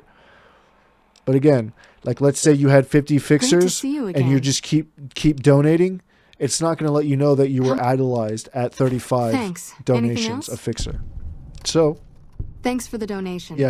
Every bit goes toward helping Freeside. Of course it does, lady. Now give me some shit, right? We're idolized. 35 fixers makes us idolized. That's what I'm talking about. So we can engage in conversation with her again and have her offer it, or we can just walk around until she just naturally engages back with us. It looks like you took care of our short-term supply issues. In thanks, you can have a discount on medical services with me. Also, I would like to extend an invitation to join the followers of the Apocalypse.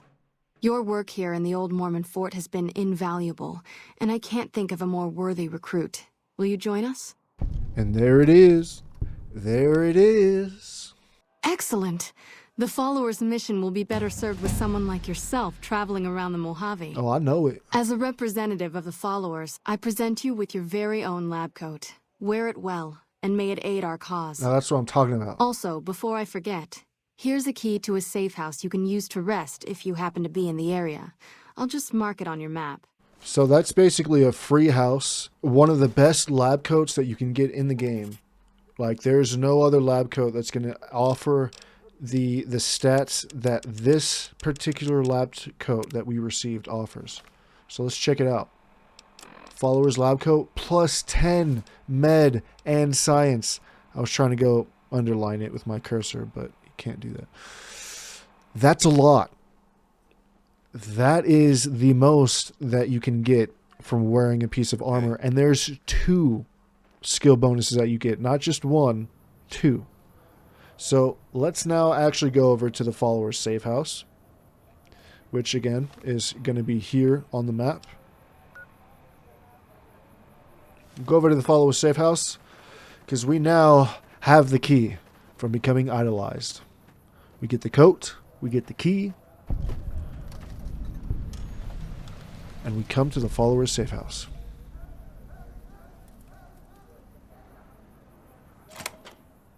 And there it is. That's what I'm talking about. We're here. We are here. There's a right-of-way. In case you donated right away, there's an all-purpose science suit. There's a lot of good stuff here. That all-purpose science suit is kind of useless after receiving the lab coat, but there is an advanced radiation suit over there, some combat armor, but we will find what we're actually here for inside of this small desk in between the middle and the right bed. The Internal Journal of Medicine, our last skill book. So I was just kind of messing around here with all the items that you can get. But this safe house is pretty sweet. There's also an NPC that'll come here and I believe like heal you and maybe even like sell some shit to you. But this place is pretty dope. I'm not going to lie. I will not downplay how dope this place is. So whether you roll with the followers apocalypse or not, this is the spot.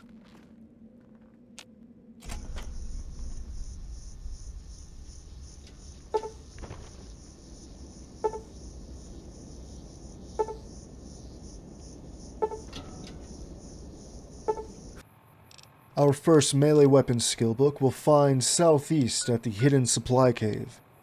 It's not that difficult of a journey down here, and it's super close to Nipton. If you find yourself next to the train tracks, then you're very close to this location, because it's going to be hidden away, of course, in the cliff range that's right next to the train tracks. So once we make our way up here, we'll find that there's actually a hollowed out rock in front of the location, but we're going to need to be able to have 50 lockpick skill. So I'm using my Vault 3 Dweller with his 50 lockpick skill at level 1. Once we enter, There's not much else to say other than a quest from Camp Searchlight leads us here naturally, but we'll find the skill book on the crates to the right. Right on top here.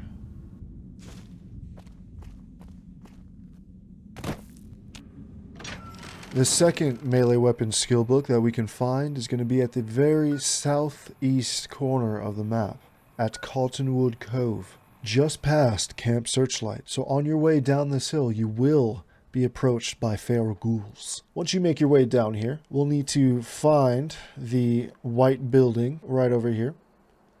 Shouldn't be any issues, unless you're hated by the Caesar's Legion. Halt! What business have you in Cottonwood Cove, outsider?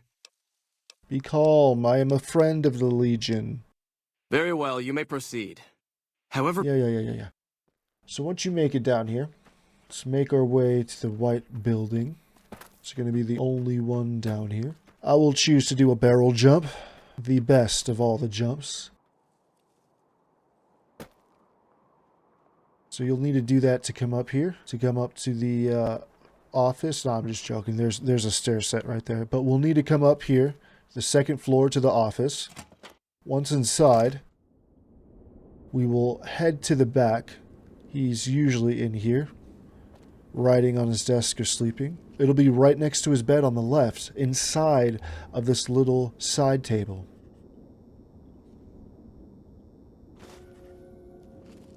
Away. Our third melee weapon skill book is going to take us northeast to the Cannibal Johnson's Cave. Once you make it to this area, we'll notice that it is right next to Vault 34.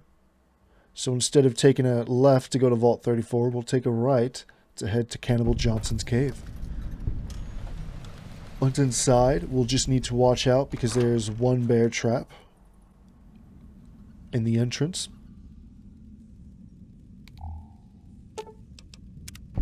That this bastard set up. But we don't need to deal with him right now. Howdy. Because we're here for the skill book. So we'll find it here blending into the bed. Just waiting for us to grab. We'll have to steal it. But that's not an issue. And the last melee weapons skill book we will find all the way at Jacobstown. So, all the way north, all the way northwest, basically. Most northwest you can go on the map. Once you reach Jacobstown, be a small town of super mutants, there's a super mutant to greet you at the gate, but it'll be the first bungalow next to the gate, closest to the gate. And once you're inside, make your way to the back. In front of the stove on the floor will be our last melee weapon skill book. Just lying there waiting for us. Beautiful.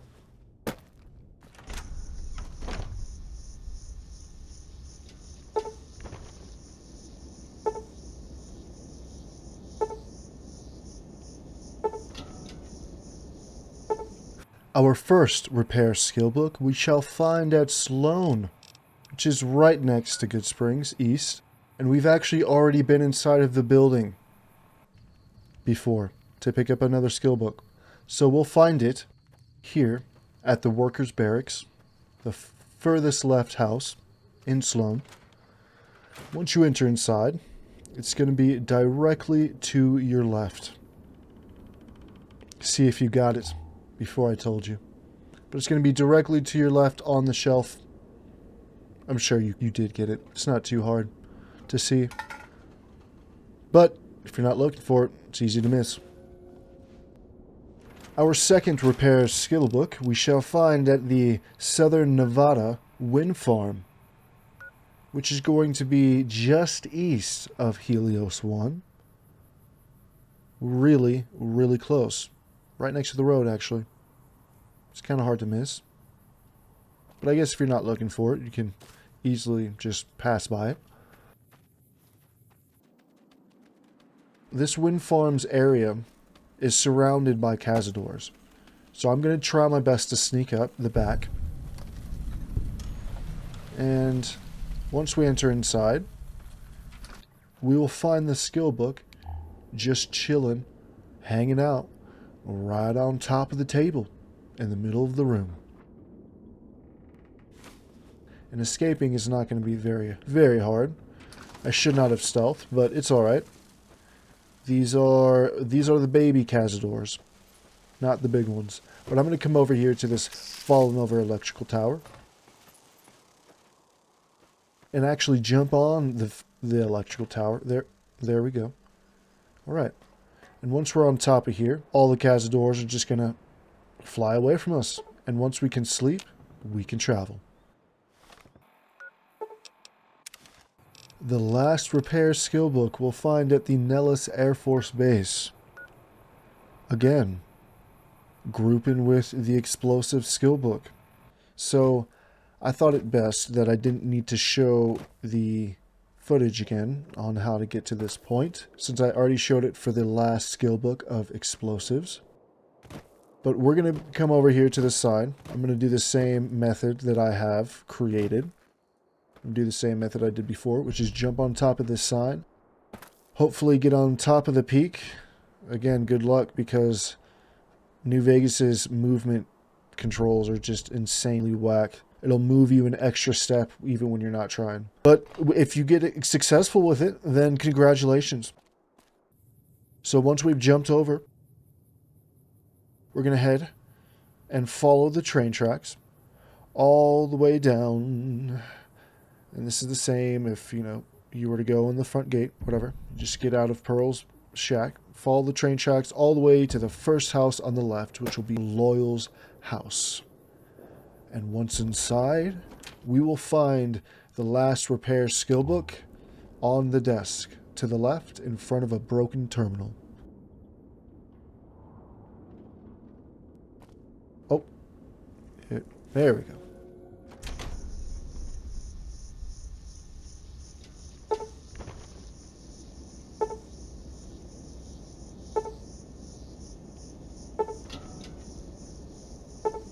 Our first big book of science we'll find down south at Nipton. Oh, the wonderful, wonderful town of Nipton. Once you've made it over to this beautiful, just joyful place of a town, we can, I guess this place used to be a joyful town. You could really tell the vibe here used to be just great. There are several interesting things going on down here at Nipton. As you can see, there's a broken down house to the left. I'm not going to go to it, but there's an interesting interaction there that refers to Star Wars, if you didn't know. But once we make our way to the main hall here in Nipton, we usually would have an interaction with the character, the main character that would appear here. But I guess he didn't show up for me this time. I probably scared him off. Who knows? But once we head into the main hall, there are going to be lots and lots of attack dogs. So be cautious of that. But we need to head to the second floor. Once in the second floor, we'll find the stair sets over here to the right. Perfect, perfect. And we're going to head over to the left into the mayor's office. And on the mayor's desk, in front of the terminal, we'll find our big book of science, just waiting for us. On the exit, we can actually just ignore all the dogs and jump over them, because any non-humanoid enemies will not follow us through doorways. So we're all good on that front. Not to say that it isn't scary that we're going to get our ass chomped, but it's really not that difficult here in Nipton. On to the next one. Next up for the Big Book of Science, we have the Camp Forlorn Hope, which is going to be all the way east from Good Springs. Really close to the abandoned bunker if you have the DLC. But once we head over to Camp Forlorn Hope, we're looking for the flagpole. Once we find said flagpole, I mean, it's really easy here. There's not much to say, unless you're hated by the NCR. But once we find the flagpole, it'll be the main tent that we need to go into. And in the back right corner, on top of the desk, will be our Big Book of Science. We'll need to steal it. So we'll have to be sneaky. But this is not difficult at all. Here at the REPCONN Headquarters, we'll find our third Big Book of Science, which is going to be just northeast of Sloan, past Groups of Deathclaw. You see, I've got my Vault 3 Dweller here, but believe it or not, his level 1 50 lockpick skill is not going to assist him here. Not for this Big Book of Science. So once we head on in, we can head on forward towards the tour guide. How may I serve you, master? And we'll take a left and immediately be greeted with the gift shop to the left. So once we head inside, we'll find a door behind the counter, which is a hard locked level door, which is a level 75 lockpick skill. So once you're able to unlock this door, we'll head inside and find our Big Book of Science just hanging out on top of the bottom shelf. Amazing. This place has some great loot. The entire building. It's a good place to come. How may I serve you, master? So in the future, put it on your list. The fourth Big Book of Science we shall find at the dangerous Brewer's Beer bootlegging. Yes, on the side of the cliff, we will find it just overloaded with cazadors, big and small. So I'm going to choose to take this massive hill directly east from the strip tower, just because there are some bandits down there that could also do some damage. But yeah, so let's continue up this hill. And you might think that we won't be able to get this at level 1, but I have to tell you otherwise. Because, you see, what we're going to do here is pull out a trusty grenade rifle.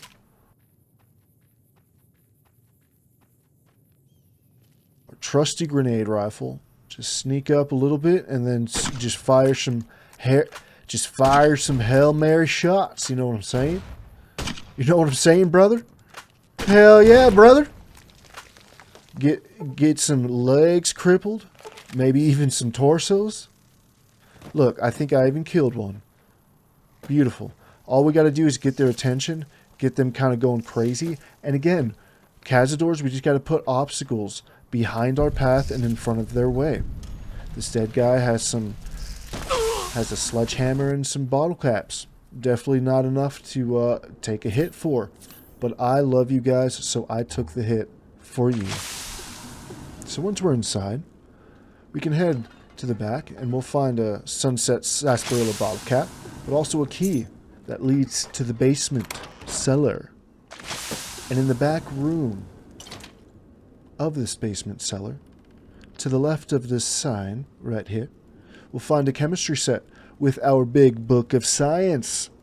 And under this Big Book of Science, we'll find a sneaky little key, which leads to this gun lock safe, this gun cabinet, and hopefully you got some good shit.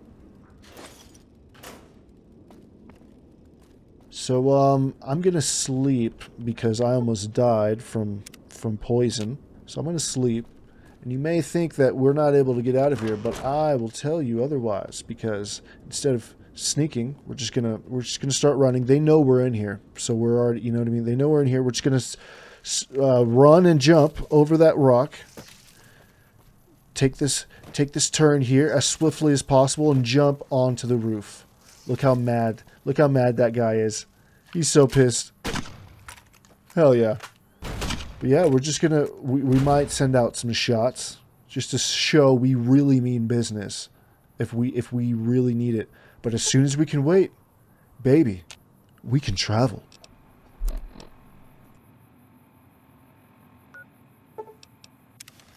All right. We got our 5th big book of science here at the Helios 1. I would almost say that this is almost just a bonus for you guys that I have. This is... All of this right now is just such a big bonus for you, okay? This is a restricted area. State your business. Yeah, so we all know that if we try to go through the front, they're assholes, and they won't let us in, and then if we go towards the door, they'll kill us. And we all know about this easy lock level door that we can get into, that everyone can get into. But did you know that if we head all the way into the back, all the way to the back,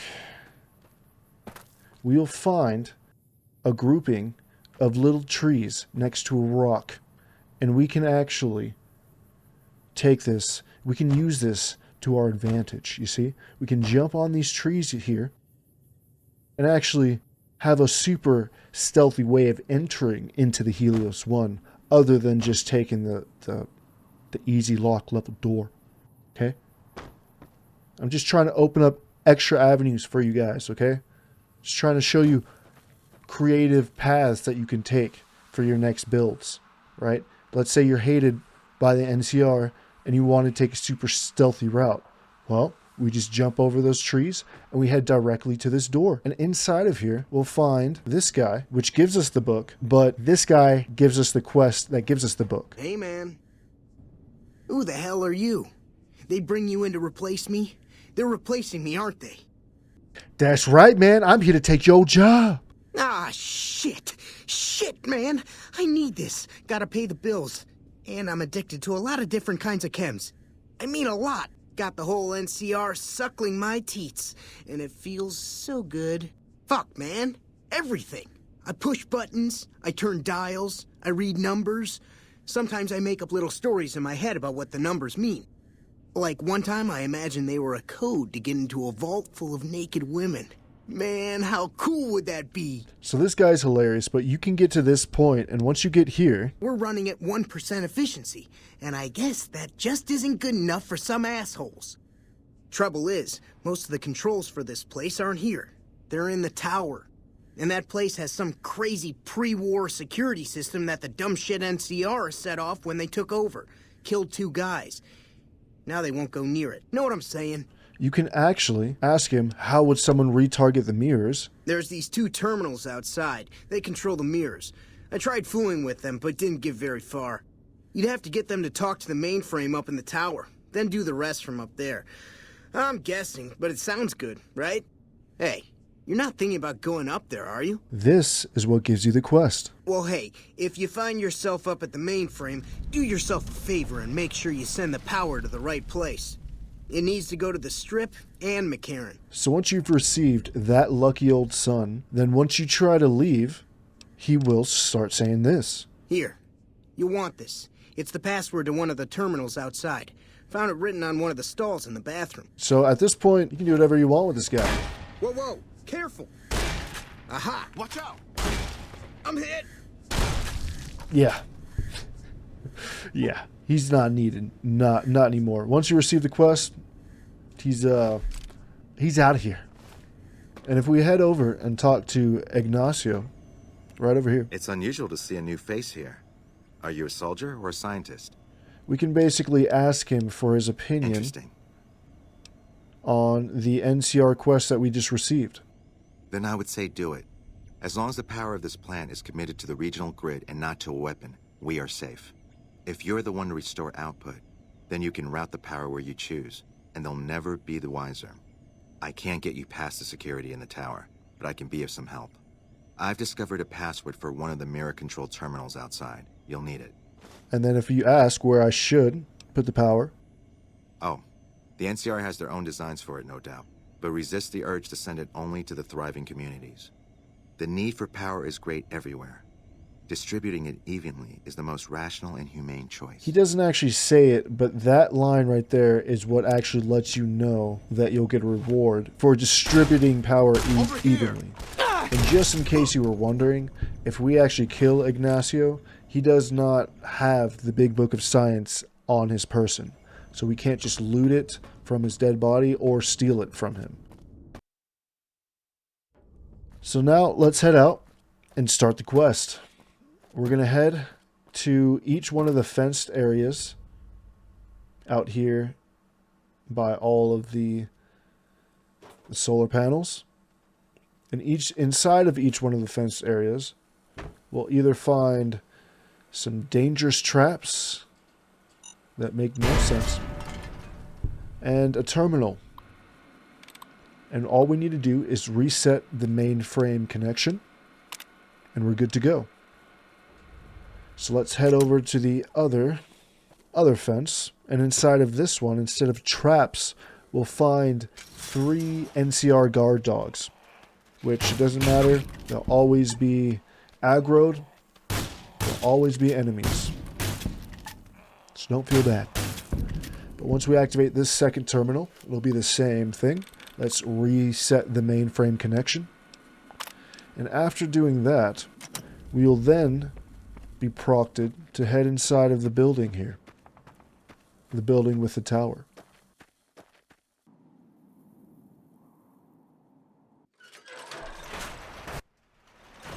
Once inside, you'll see I have my pistol pulled out, but we're not going to actually want to be doing damage to the turrets here. And that's because once we head through this door, we can deactivate the frag mines so we don't get exploded. We'll come over to this turret control system. We're going to have to get inside. I have 10 intelligence on this character, so that way I can access it. Let's see here. Spread. Sprung inside. Very nice. Very nice, baby. So once we've hacked this system, let's head over to the reconfigure targeting parameters. And now, let's watch as the turrets now target each other. And they'll also attack the 2 robots inside of the room. Well, there's another robot inside of the room downstairs, but I didn't always get that one to walk out. Make sure to deactivate the 2 other frag mines chilling on the ground before we exit. And then we can head across the way over into this next doorway, in this next room over here. That was just my jaw popping. Never filmed it, but I've always wanted to. At least now I have the audio of it. Let's head down this incline and head through the left doorway. Target identified. There's another robot trying to play laser tag with us. Once through this doorway, I'm going to jump off of the bridge here, and then jump off this second bridge to the right, and head through this first doorway and try not to get hit by any lasers. Once in here, I'm going to head to the right, and in this room, we'll find Poseidon Energy Employee ID card, which we'll need because I don't have the proper skills for the interaction that's coming ahead. So I'm just going to be chilling in here for a second, waiting for the psychotic Mr. Handy to come in here, so that way I can kind of trap him for a second while I run across the hallway. Now, in this room are a ton of robots that you want to dodge and close the door behind so you don't get lasered. But once we are past all of that nonsense, we are finally made it into the room that we need to be. So we are in this room to interact with this giant computer mainframe right here.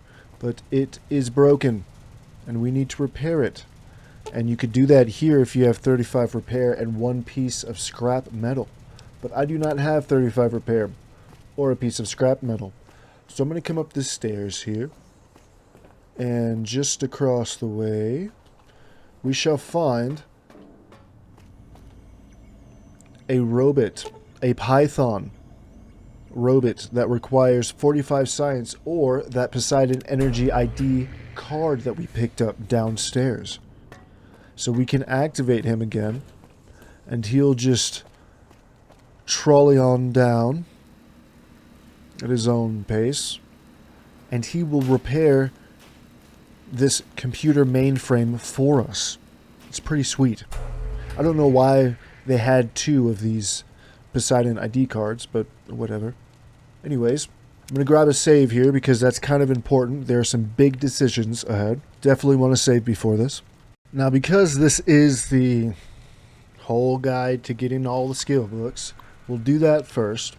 So if you open this computer, go to full region control, number 3, and you set that, we will have initiated the reflectors to give us the skill book, basically. So let's go up to the second floor, out this door. We can just jump down off this side here. And we need to be at the time frame of 9 a.m. to 3 p.m. So let's just wait it out until that time. Everyone's got to do it. But once we're at the time and we activate the control panel, this is what we're going to see.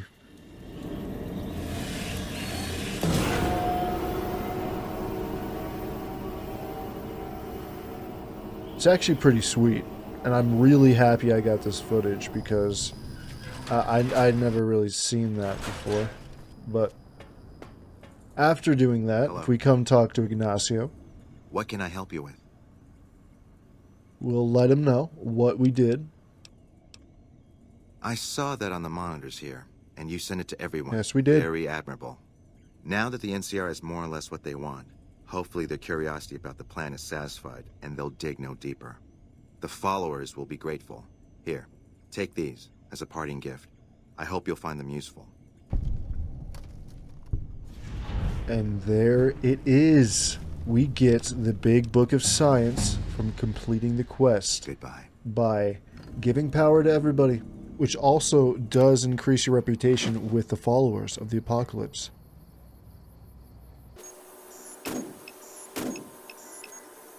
But doing that quest completely nullifies your ability to use the C Finder. The Euclid's C Finder is an incredible weapon that does what you're seeing right now. And the craziest part was, I didn't even realize this, but you can use this gun in the DLCs. That's insane. I'm at the Old World Blues using the hell out of this gun. Now, you're only supposed to get 1 charge of this a day, because it recharges once every single day, but you can actually exploit any ammo source to be this ammo source, which is incredible. And I actually explained all of that in my previous video before this one, which I could have linked up above. But if we, instead of going to full rain, if we go to Archimedes 2, that's what's going to give us the ability to use this weapon. And then we can even activate the... Yeah, you hear that? You hear that? Initiating test fire. That's the plant defense system. So after we come outside, activate the control panel. And as soon as the lights shine, we're able to use the weapon.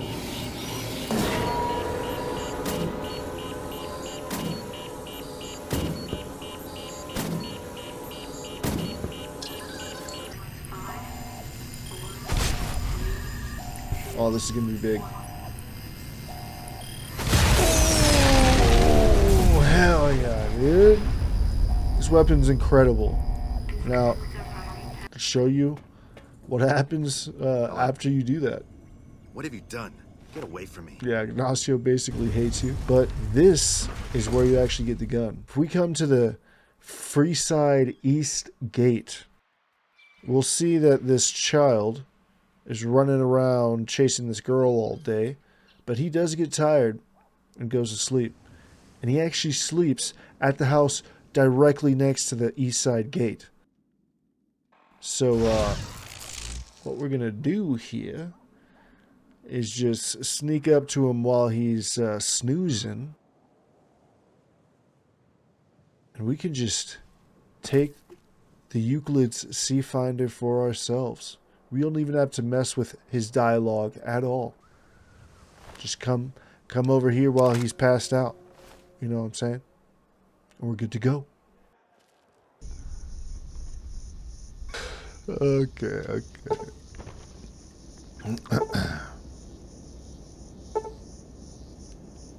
Our first Chinese Special Army Ops, Special Forces Ops Army Ops Sneak Forces Training Manual.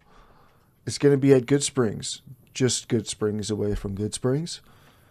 The distance away from Good Springs is Good Springs.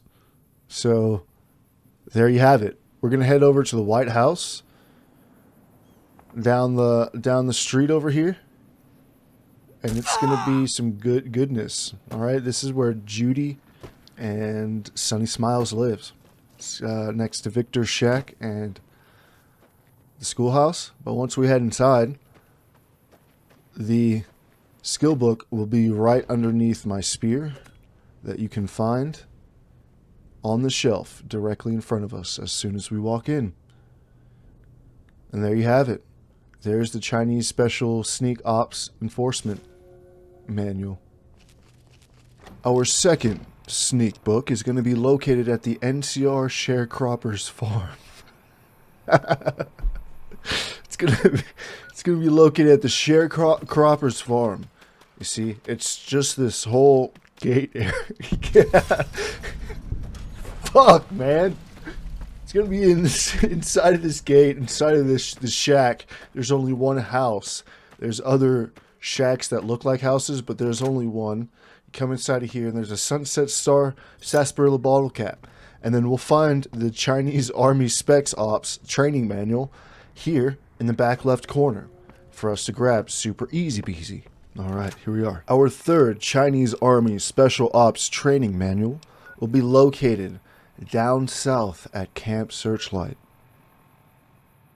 This place is radiated to hell, filled with feral ghouls. Hang on there, traveler. You'll want to steer clear of this place. The whole town's irradiated to high hell. Yeah, I just said that, man. Goodbye. Stay safe. Alright, you too. So, this town's irradiated to high hell. Alright, there's feral ghouls. There's regular ghouls. They're called just regular... Well, to be honest, they kind of had already turned into feral ghouls. They're ghouls that aren't quite the full feralness, but they still attack you on sight. Anyways, there are lots of enemies in here. Yeah. Anyways, I'm going to start from this sign, this caution sign right here. And it's going to be directly to the left of the camp. And I'm going to start on the rock. So we're going to go rock, rock, bush, rock. And doing this little pathway allows you to maneuver inside of the camp without taking radiation until this point right here. It's super weird, and there are like other points where like you will get radiation. Even it's weird. I don't know. So I'm gonna just run through the entire town, and I'm gonna get the attention of all of the ghouls or feral ghouls, whatever you want to call them, all the ghoul boys inside of the town. We're gonna get them to follow us. Okay? It's not that hard at all, but we need all of them to follow us. So now that I have the entire town of enemies on my tail, all we have to do is run back to the start. I like to run over the bridge just because it makes it really easy. The enemies won't get lost within like that fence area next to the house or whatever. I found that the bridge worked best for me. So, however you want to gather all of the enemies and lead them over here. We're just going to lead them to the group of NCR soldiers that are camped here. And they could have done this the entire time. Just send one dude, a minute of radiation, not a big deal, and the entire town's taken care of. So I don't know why the hell they're camped out here. That takes care of that. Numbnuts. Bunch of numbnuts out here. Alright, so once they've taken care of the entire town for us, scaling around the left side of the town, and instead of heading to the first chapel, which we went through, we're going to head to the second one in the back. So I'm going to go all the way around towards the left, trying not to take radiation. I'm going to head under the water tower. Now that I am taking radiation, there's no sprinting or sprint jumping or nothing. But coming around the back way like this allows you to take the least amount of radiation as possible. Until we reach the church basement, and we'll be greeted by two golden geckos inside. I try to do a sneaky little spear throw. Didn't land. But the shotgun always has our back.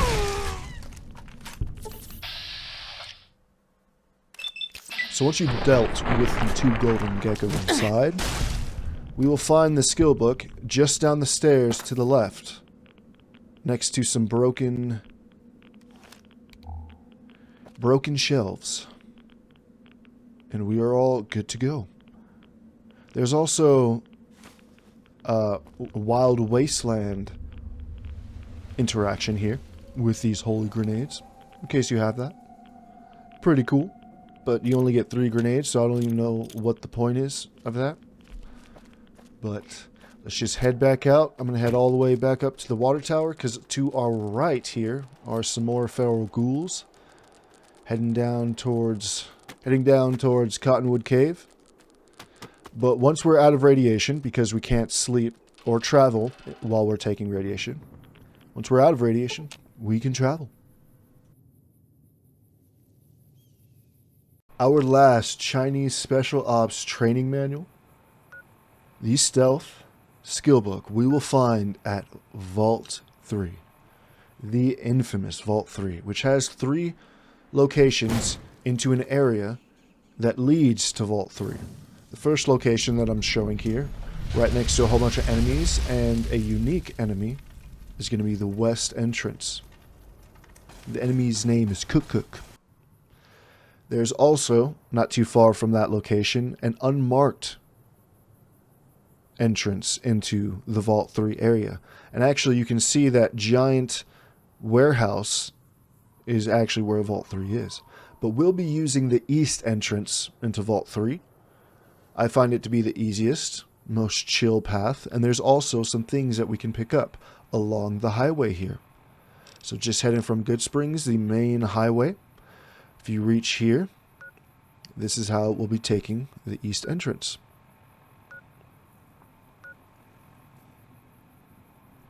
But once you're here, we'll find ourselves right next to the Samson rock crushing plant. And if we start from here, we'll find that there are landmines just chilling on the highway. For some reason, that mine always glitched through the floor for me. I don't know why. Maybe it's different for you. Hopefully it is different for you. But I'm just going to walk down this highway and pick up. There should be 1, 2, 3, 4, 5, 6 here. And then we'll be able to get 3 more up ahead. 7, actually. No, that was 6, right? There's that amount, all right? There's a certain amount there. There should be 10 before you actually get to Vault 3. So you can come up this way, which is probably the easiest way of getting towards the vault. But if we go up to this stair set, we'll find 2 other mines that we can loot. And it's also right next to this this building to our right, up on top of the stair set, that is littered with fiends, jackals. But just past here, it's hard to see, but these are here so we can get exploded. But just gonna throw those away. Grab the frag mine as easy as peasy as we can. Believe it or not, it's really hard to grab both of those mines. It really is. Takes some finessing. But after that entire trek down the highway, we should land with 9 frag mines, which is going to be a massive help. There should be 10, but that one kept glitching through the floor for me. I literally tried like 7 times, and it kept glitching through the floor. I don't know what the hell's going on, all right? So we're going to head into this entrance, the east entrance, and we're going to get started. I'm going to immediately start putting the frag mines to work. And I highly considered speeding this up, but this is one of my favorite clips. Out of all the footage that I got for this video, I love how I entered into Vault 3. This was so much fun. All right, so I'm going to get the attention of all... There's a lot of fiends in this place, okay? We're going to be... I don't want to use the word exploiting, but we're kind of exploiting. You see how my leg's going crazy when I'm against this pillar here? This fallen over pillar? this is the spot that we want to be in. I tried to climb it and go up to the second floor. You're not able to do that. They have invisible barriers and shit. But whenever you're here in front of this pillar, oh my, did you see that? That was a jump, third person, no scope, headshot, baby. Yo, I was going off in this clip. I'm sorry, but I'm just going to let this shit play out. Because I was going off. Alright, we're going to use this pillar and just demolish every fiend inside of this place. It'll be toy.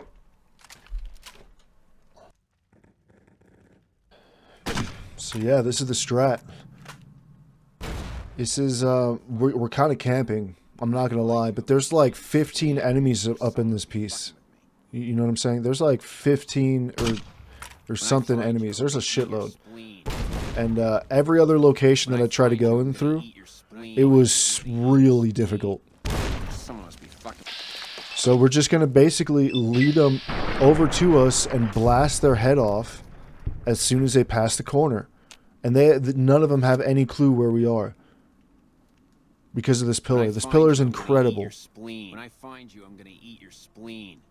Pull out our grenade rifle and do some jump attacks. Yo, like they're all screwed. Look, you see that guy? He was running away in fear. In fear of us. We are the fiend. You hear? Dude, we haven't even taken a hit yet. What are you talking about? What are you talking? You're not even talking. You're not speaking anymore, guy. Okay? Look, this spot is the professional spot. You can see that dude approaching. If you hit anyone with the grenade rifle, they'll start walking to your location. Even if you're, like, not discovered yet. You see how she's coming to our location? If you hit anyone from this spot, they'll come directly to you, and you can stealth attack them as soon as they come around the corner. It's madness. All right, we get a level here, and this is something that I wanted to bring up, is that, like, unless you use a stealth boy to get the Vault 3 utility suit, there's actually no way to get 50 lockpick at level 1, because when you come here and you fight all these guys, you're going to level up anyways. So that was my whole point, is like, you have to use a stealth boy just to get the Vault 3 jumpsuit, just to be able to do 50 lockpick, an average level lockpick at level 1. So it's kind of just like, you just level up, you know what I mean? And raise your lockpick skill. So I'm setting up the next trap, because I'm hidden, but there's still, what the hell? You know the odds of that happening? It's like flipping a coin and it landing on its side. That's insane. That's madness. Yo, I just got it twice? What the hell is happening in this clip? That's insanity, dude. So that was my lucky mine right there. I'm gonna stick with just 2. Save the rest. And yeah, there's some more guys to the right. So I'm gonna just lead them with my bullets. The pistol's really good to lead them with your bullets. At first I was using my grenade rifle to try to hit them from this spot, just like here, you'll see. And again, if you hit the enemy when you're hidden, you hitting them will lead them directly to your location, but you'll stay undiscovered until they actually discover you. So look at this. This guy just running to his death. Boom. He never even discovered me before he died. That's madness. This is madness. And we love it. Absolutely love it. You see, I was trying to do the... Let's see. Oh, I actually hit him. I forgot about that. I actually hit that guy. But I was doing that for a while, and I think it's actually better to just use your pistol instead of using your grenade bullets, because they're kind of more rare than pistol rounds. But you see, I hit him. Someone must be fucking with me. And he's going to come in here just because I hit him. If you don't hit them and you, like, hit around them, they're not going to come. I'm gonna eat your spleen. They're not going to come all the way to your location. Someone must be fucking with me. Just keep that in mind. Now, some weirdness happened here with the mines. I was trying to jump, but I jumped. You thought you could hide from me? I jumped too soon, is what happened.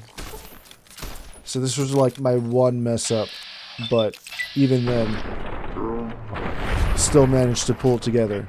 I'm telling you, this pillar location is overpowered when it comes to terrain.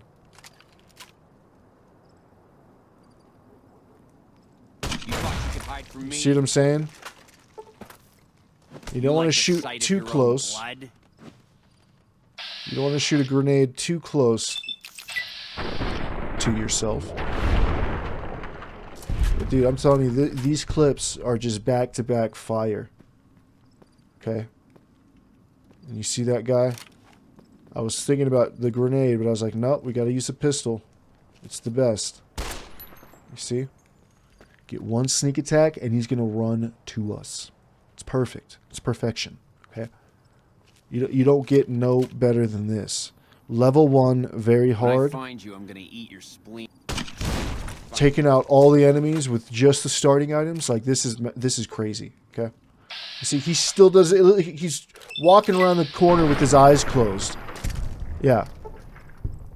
Get those eyes out of your head, man. And we did it. We got him out of his head for him. You gotta use those eyes, buddy. Or else you end up like that. Alright? Alright, you hear me? So yeah, we just basically destroyed this entire Fiend operation. They have no operation now. Here's where I was being stubborn and was like, you know, I'm going to continue to use a grenade rifle.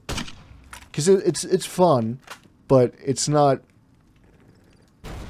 you know, optimal. See, I did 2 shots, missed both shots. I was like, you know what, I can't be doing this unprofessionalness. You know, I was thinking about it one last time, but no, I'm gonna use a pistol. And there's no guys behind us, so we're good. We've taken out the majority already. Just get his attention, even if we're discovered. I mean, if we get that danger really early on before taking out all these guys, everyone's going to tunnel in here. So this spot's not going to work that well if that happens. So just keep that in mind.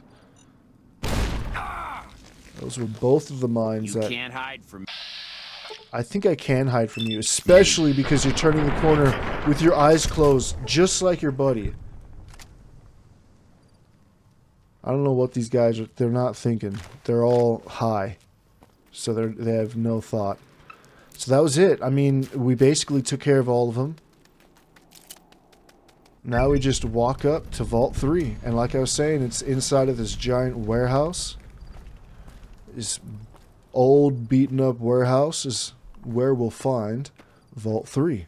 Yo, so if anyone wants to use any of the footage from this or any of the footage from the entire video, you are allowed to use the footage under one requirement, that you let them know whose footage it is. You know what I'm saying? If you want to talk about it or whatever the fuck. So here, we're at Vault 3. Everyone thinks that you click on the door. I'm going to save before I first go in, because it's important to always save before you first enter a location. What the fuck are you doing here? You got some kind of fucking death wish, asshole? Your boss, he summoned me here. Yeah, that's it. Who the fuck you trying to kid? You're lucky if I let you walk away from this asshole. Isn't this Vault 3 home of the Fiends? Final warning, asshole. Get the fuck out of here or we are gonna waste your ass. Alright. No need to get worked up. I'll leave. Yeah, fuck off and be grateful you're still breathing. Okay, we're not gonna leave. So, if we approach... Once we're in here, right? We finish this conversation. If we approach this box or go past the box, you thought you could hide from me. Yeah, we're gonna get murdered. Okay, that's what's gonna happen. You're lucky I didn't find you. That makes complete sense, sir. Okay, so we can't jump on the box. We can't go past the box. The next thing you would naturally think is we gotta attack them all, right? But we're level 1, very hard. We're gonna get screwed over doing that. Next thing you would think is jump on that. Okay, no. Well, where else can we jump? I was thinking maybe the wall there, and that didn't work. There's some weirdness to happen here. We can jump right in front of this box, and we'll land on top. Oh, look at that. Perfect. As soon as that guy walks through, that's perfect timing. Because that's a trigger point. As soon as that guy walks in, we can jump over here. I'm going to go around the backside just so I really indefinitely don't aggro any of the guys in here. Once we go around the backside, we can wait at this door because there's going to be, you can see on my mini-map, one of the guys walking forward. You can see just 3, 2, 1, right about now. Yep. He walks through and he waits. So all the guys in this room, they're not going to bother us at all unless they see us kill him. If anyone in here sees us kill this guy right here, it's going to be a problem. So you can get a headshot right here, but I think it's just easier to wait. You can see his little tiny legs at the bottom there. You just wait until he walks away. Again, that guy's not going to bother us. As soon as he walks away, we're going to walk through here, close the door so no one sees what we're up to. And then we're basically going to have to do a little spy work, stealth here. And I'm going to wait for him to turn around. And then let's put it to work. Let's see what we got. Ooh, 43%. Hell, let's give it a go. Damn! I fucked his world up. Hell yeah. That's what's up.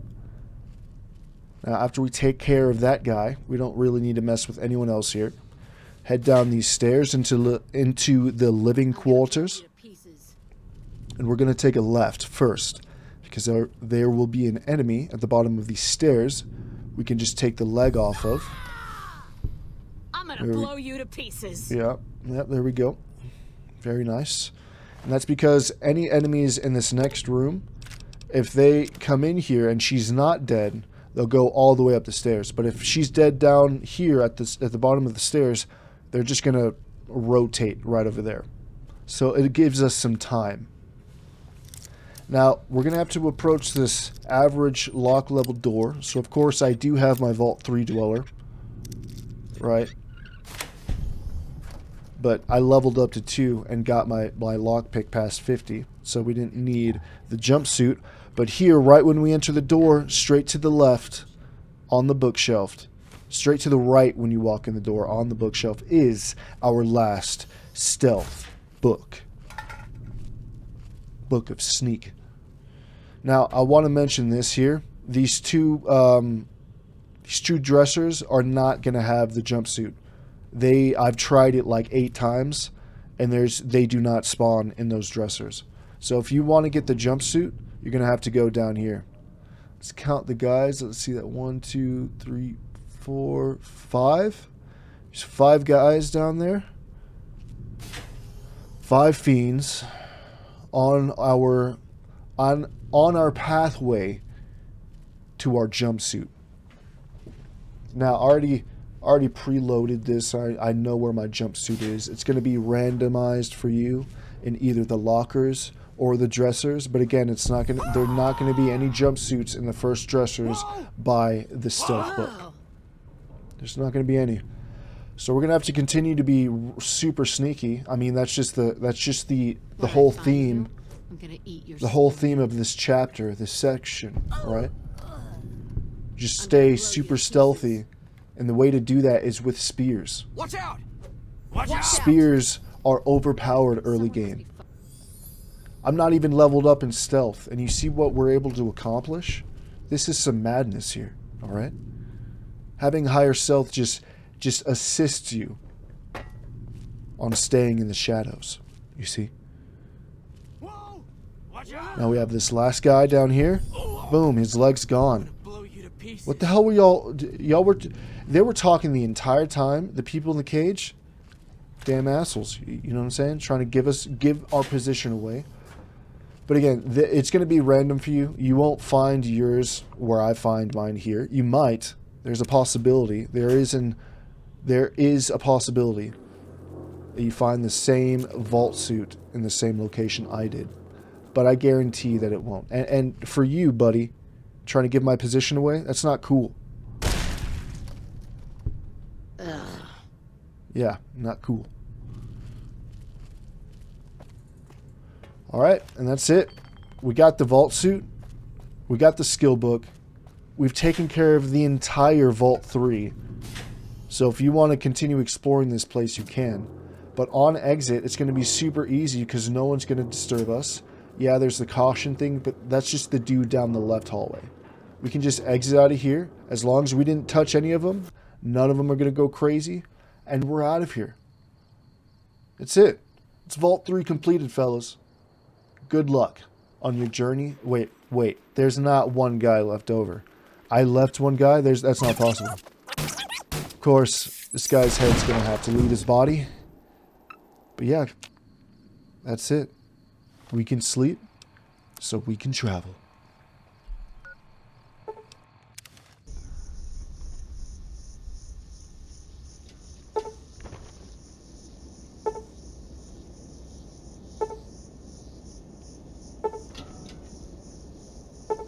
Our first lying congressional-style skill book will be at the NCR Correctional Facility, which is just southeast of Good Springs.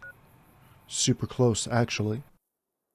And once you reach this area, you'll notice that the entire perimeter is gated off, making it quite difficult to get inside. Look at you. Walking in here like you're one of us. Don't you know this is Powder Ganger territory?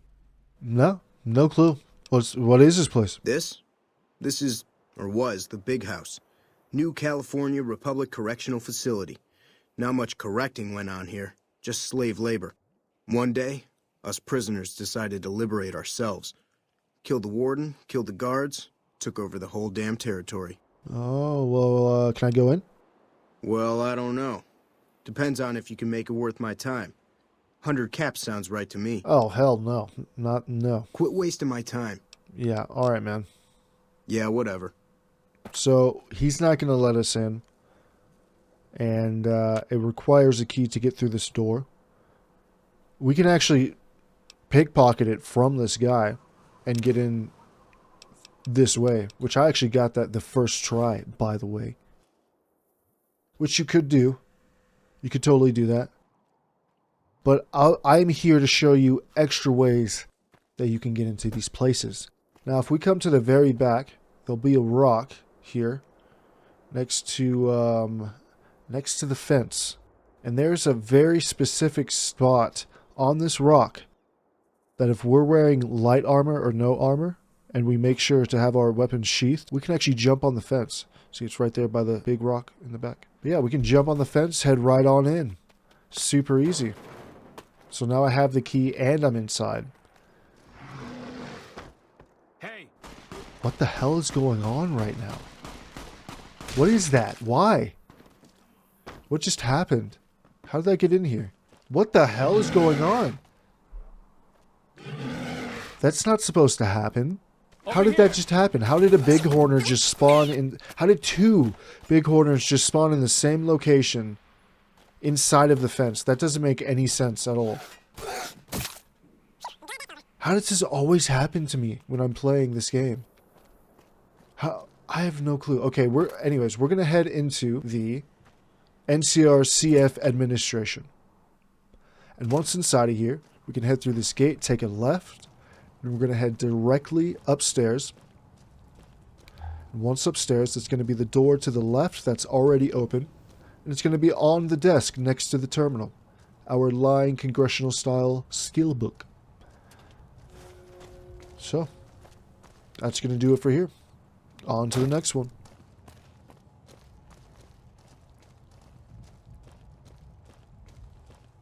Our second speech skill book we'll find at the Lucky Jim Mine, which is going to be pretty far southeast.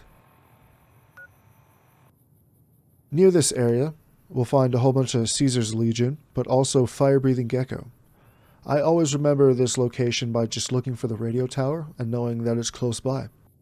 So we'll see, over here to the left, the Lucky Jim Mine Shack on top, which is where we need to go. I'm not too worried about any of the enemies because Caesar's Legion is walking around and they'll usually just fight each other. And we don't really have to do anything. So, let's head on in to the shack. And right on inside, we'll find the skill book back in the back of the room, next to the bed on the left.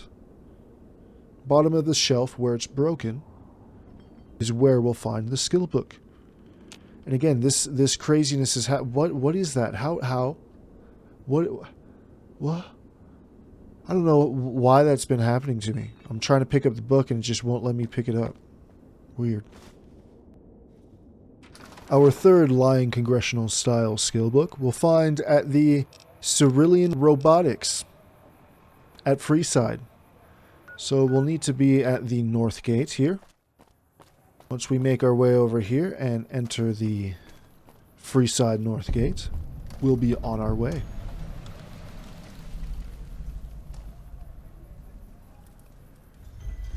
So once inside, I will be sprinting.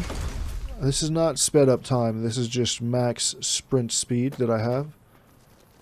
So we're going to sprint all the way, take a right, take a left at this broken down car, head all the way past these two broken down cars, and then in this courtyard, over on the right side, we will find a little alleyway with the Cerulean Robotics doorway. Once inside of here, there's just going to be a whole bunch of giant rats around, so it's not a big deal. I'm just going to take care of them real quick. I was trying to be cool and do this in third person, but I'll be honest, it is extremely hard to perform combat in third person. But we got him.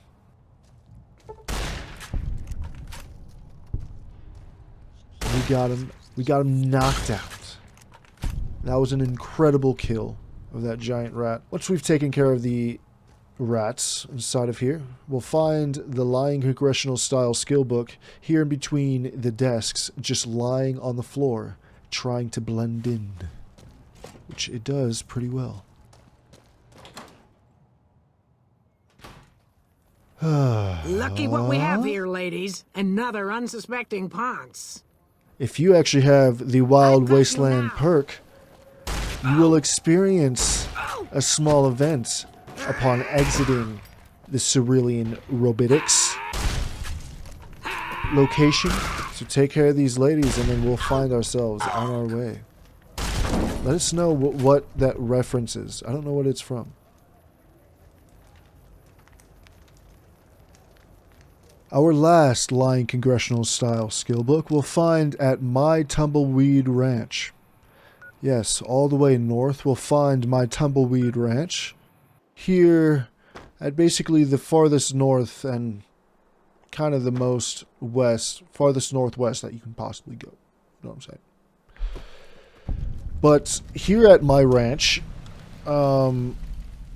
there's been this, there's been this squatter here thinking that he can sell some of my property, okay? You want to buy Windbrahmin? Windbrahmin? You mean my tumbleweeds? What? Oh, you're crazy, aren't you? Crazy with low prices on Windbrahmin. You buy one. How much? All. All my caps? They are very good, Windbrahmin. All caps. Well, okay. Ha ha, stupid human. What? Nah, you're the stupid one thinking you can sell my tumbleweeds. Careful, sometimes they escape and I have to round them up. Yeah, I know that, because they're my tumbleweeds, alright? Thinking you're a smart guy? Come around here selling my shit?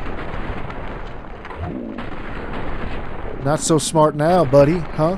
What you think about that? Ha ha, stupid. Yeah, now that's funny. That's funny right there. Oh, you can't walk? You can't walk to sell the tumbleweeds? Is that it? Oh, I'm sorry. Did I hurt your little leg? What about your face? Is your face doing okay? Oh, damn. I'm sorry. Shit. Oh, did I go and blow your head off? Damn. And look, there's all my caps and the stealth boy. Ha ha! Stupid. Yeah. Yeah, get the hell out of here. Get out of my ranch. This is my tumbleweed ranch. You hear? So once we're inside of my tumbleweed ranch, we can head on upstairs to the second floor. And in the open area next to the room, we'll find a locker. And in the middle shelf will be the Lion Congressional Style skill book. And yes, you will have to steal it from me. I give you permission.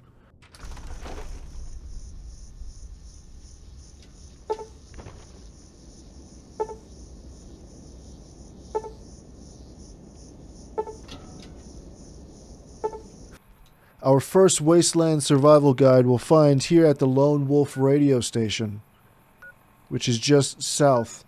It's not really a station. It's kind of just more of a hillbilly's van down by the river kind of setup. You know what I mean? But it's a nice one. I tell you what. All right, boy. This is you come at me with this at the end of the world, I'll be like, damn, look at that shack. I'll be racking up here. All right, so let's head inside. We'll find the Survival Wasteland Guide here between the metal box and the cork board. Our next Wasteland Survival Skill Book we'll find at the Mesquite Mountains campsite, which is not too much further south from the Lone Wolf Radio. But it's going to be here, right in between the crater, the Mesquite Crater, and the Mojave Outpost. There's a whole bunch of rad scorpions around here. But to be honest, getting the skill book is really not that big of an issue. All we have to do is run up in here. Try to avoid the giant scorpion that's here. There sometimes, I believe, should be two, but I only got one here. And it'll be in this first tent, just behind the toolbox. Once we grab it, I was not able to pick it up like usual. It was like glitched in the ground. I don't know if that's the same for you guys as well, but all of mine were glitched in the ground. So after we grab the skill book, I'm just going to run away down the hill. And eventually we'll get to a certain distance where he just runs away. And we're all good. Our third Wasteland Survival Guide will be found at the Matthews Animal Husbandry Farm, which is going to be south, kind of in the middle of the map, south. And this place is really chill. There's nothing going on here other than just some Brahmin hanging out. Maybe making little Brahmin. But we'll find it up here on the second floor next to the crated up barrels that are yellow. Just lying right next to it. Once we grab it, we're on to the next one. Our final Wasteland Survival Guide will be at the Scavenger's Platform, which is going to be east, northeast, inside of the lake that's connecting to Hoover Dam. This lake just has so much going on with it, doesn't it? Just 4 skill books all around. But it's time for us to go for a swim. Oh yeah. So inside of here, inside of this specific lake, that, you know, it does connect to Hoover Dam that continues throughout the map. But in this specific part of the lake, there's actually quite a bit going on. You can see the platform right over there. But there's a sunken sarsaparilla 18-wheeler, Sunset Sarsaparilla bottle cap 18-wheeler that has a whole bunch of bottle caps just on the ground if you're interested. Pretty sure there's like a cave and maybe even like a sunken airplane or something in here. But this place is pretty sweet, as in like the only water area that has activity. But once we get up to the platform, I can just jump on the side. I don't have to go through the front. And I'm going to use the 2 stacks of tires to basically save my ass from getting my head blown off by their screams, their sonic screams. And we're just going to keep Keep smashing their face away. Yeah. Enjoy the shotguns. Yep, that's a shotgun, buddy. It's a shotgun straight to your face. Again, these tires are just putting in work. I have been hit. I have been headshot by their sonic screams, which will have killed me instantly, so just be careful of that. And I'm also going to speed up the time here just because I was kind of fooling around. He was fooling around, running away, getting all scared of me. But once you've taken care of all the enemies, it's about enough of that. I only got 3 this time, and once you can wait, there's no enemies around. But sometimes there can be a maximum of like 5 or 6. But once you've taken care of the enemies, right where we've entered, here inside of the fallen shelf on the ground will be our Wasteland Survival Guide, our last Wasteland Survival Guide. This place makes me feel like a pirate. So, let's get the hell out of here with our booty.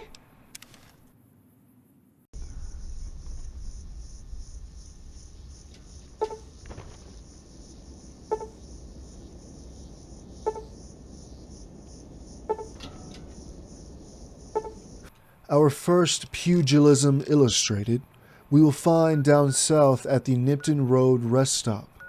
It's going to be a gas station right in front of the Mojave Outpost. There's also a huge ant field right over there. But once we approach this rest stop, we will notice that it is kind of crawling with rad scorpions. And some of them are even just stuck in the ground. Oh, nope, he's back up. So there should be 4 rad scorpions. Not full-grown big boys, but big enough rad scorpions to make anyone shit their ass if they were to see it in real life. Okay? So I'm going to jump on this car here, and this is going to give us the ability to attack the rad scorpions. We're not invincible through this process. You understand? But this does allow us some assistance while we're fighting these rad scorpions. So you can either use melee. I switched to my shotgun because they were getting really annoying. And yeah, once you're through with all the rad scorps outside of here, we can head on inside of the rest stop. There's a few other items, such as sarsaparilla crates, but let's head on inside. And we'll find, once we're inside, a few items. But back here on the shelf against the wall, next to the cashier's machine, we'll find the Pugilism Illustrated right there on the broken shelf. Our second unarmed skill book is located at Vault 11, which is going to be far east from Good Springs. Just at the northern tip of this ant field here, a little northeast of Helios 1, we'll find, tucked away inside of the cliff range here, the hillside, we'll find Vault 11, the entrance. Once we're inside, we'll notice that some bark scorpion and mantis don't like each other very much, so they start to kill each other, which is perfect. The less we have to deal with, the better. So let's make our way inside, and we'll basically find that there are many giant mantis inside of here, and rats, and just small, really insignificant enemies, which is confusing. Now, I don't want to spoil anything, but there is a big event that happens in this vault. May seem like there's nothing here, but all we're really here for is a skill book, so that's all I'll cover. I'm not going to go into anything else. But once we make it down the stairwell, we're going to take a right, or sorry, because I'm turned around, we're going to take a left up here at the crossroads. Just killing the rats in the way. So from the stairs, we're going to take a left, down this hallway, down another set of stairs, and into the living quarters. Once we've made our way into the living quarters, we'll find that there are some more giant mantis just past this doorway, which at level 1, these guys are actually pretty scary. So don't feel bad if you're on very hard and you're getting cut up by these ninjas, okay?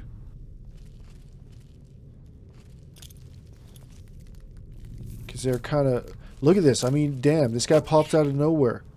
I'm really glad I landed that shot, and I'm really glad he got stunned. Because he could have done a lot of damage right there. After we've taken care of the mantis, let's head into the female dorm.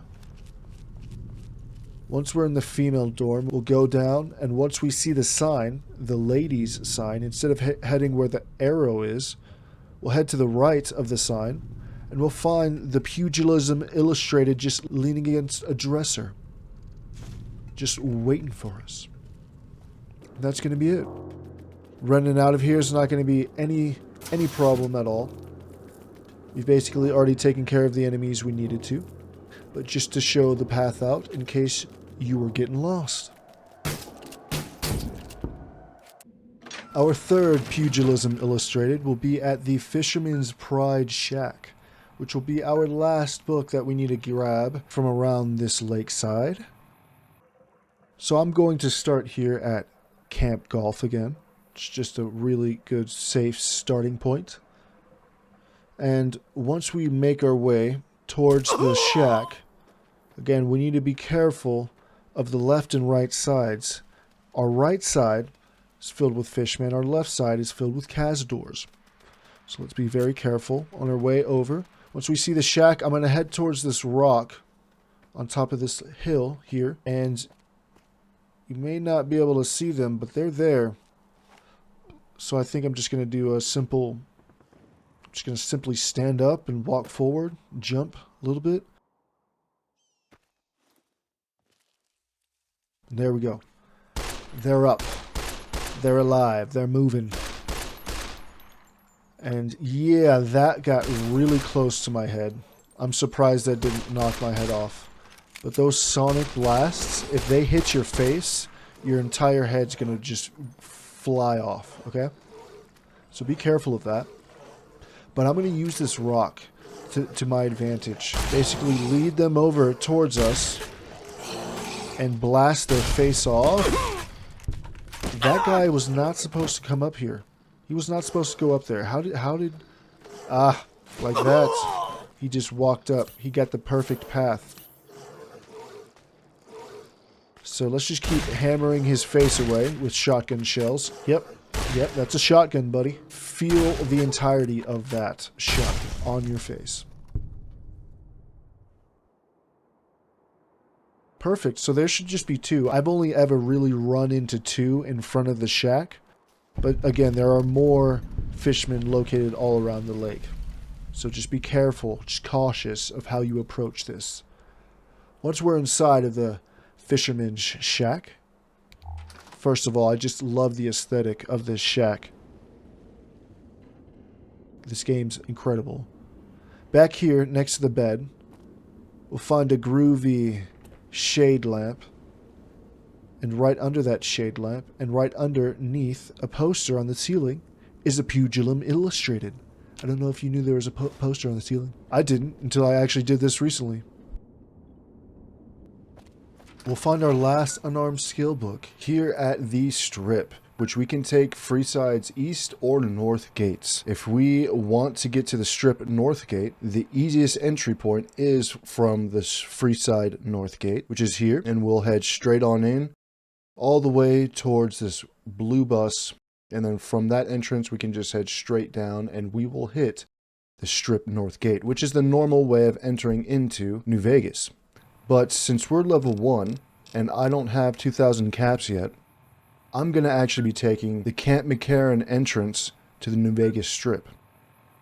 So once we found ourselves at the gas station next to the northwest entrance to the Camp McCarran border, let's enter inside and we'll head straight for the building on the right. You can use any one of these doors, of course. They all lead to the same place. So let's head on inside. We're going to take a left, head up the escalators, and let's see what happens here when we're too speedy fast. Hold it. All she could say was hold it. And actually, if you're quick enough, which I understand you may not have a sprinting mod, but if I haven't tested this out without sprinting, but you may be able to be quick enough, like Speedy Gonzalez, to come in here without them even trying to follow you in and attack you.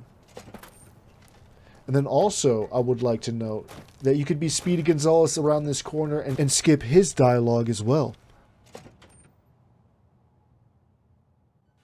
Howdy, partner. You've come for a piece, haven't The only you? one you can't Welcome skip to New is Vegas. Victor's dialogue, because he's forced upon you as soon as you exit this door.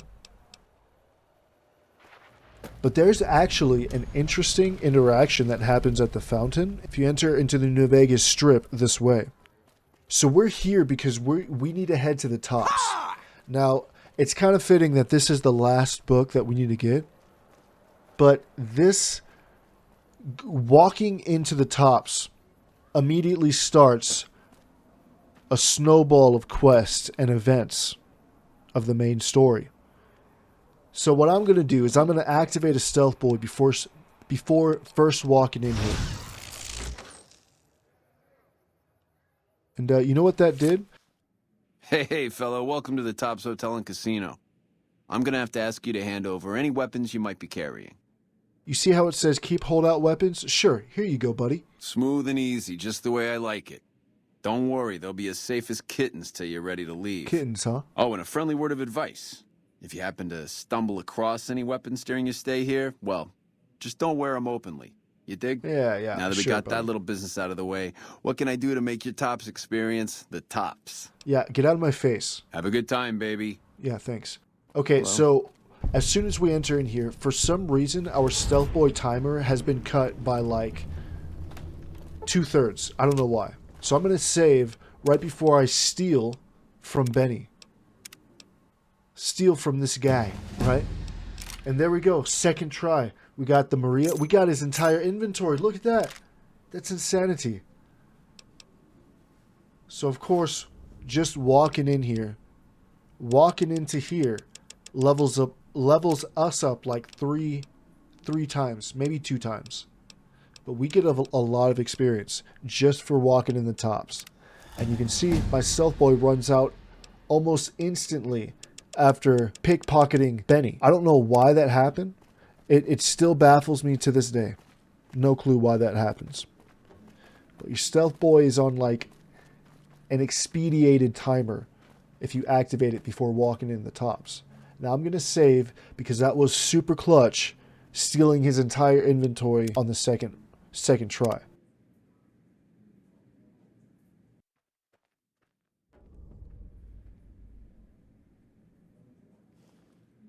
I dig this crazy slang.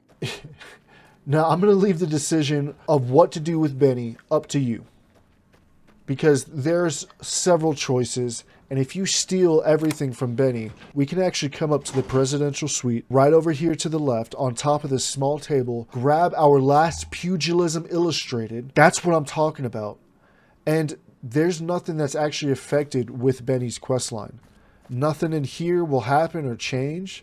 You can go down, continue his conversation, continue the dialogue whenever you please. This was just to show you where the last unarmed skill book is. But Benny will be just chilling here, waiting for you to come back. Yeah, so that's about it. That's the video. That's all of the skill books in the base game of Fallout New Vegas. And like I was saying, if you enter the strip through the station, the LVB station, right here at the Ultralux fountain, you'll find some ladies here to celebrate our accomplishment. The fountain is for wishes, ladies. Who wants to swim? Water's Bet you haven't seen this interaction, have you? Please remove your bra from the bottom of the fountain. And gather your clothes and belongings. Ladies, please disperse. Come on, big man. Roll up in here. All right, ladies, show's over. All right, girls, show's over. Uh-oh! Wanna dance? It's the Come law, on. girls. Are you going to spank us? I so love handcuffs. Hello, Sparky. All right, enough fun for tonight. The fountain is a restricted area. So that's it. That's all 52 skill books in the base game of Fallout New Vegas. If you liked, please comment, subscribe, like, share, subscribe. Did I already say subscribe? You should subscribe if you've watched this far. Definitely subscribe.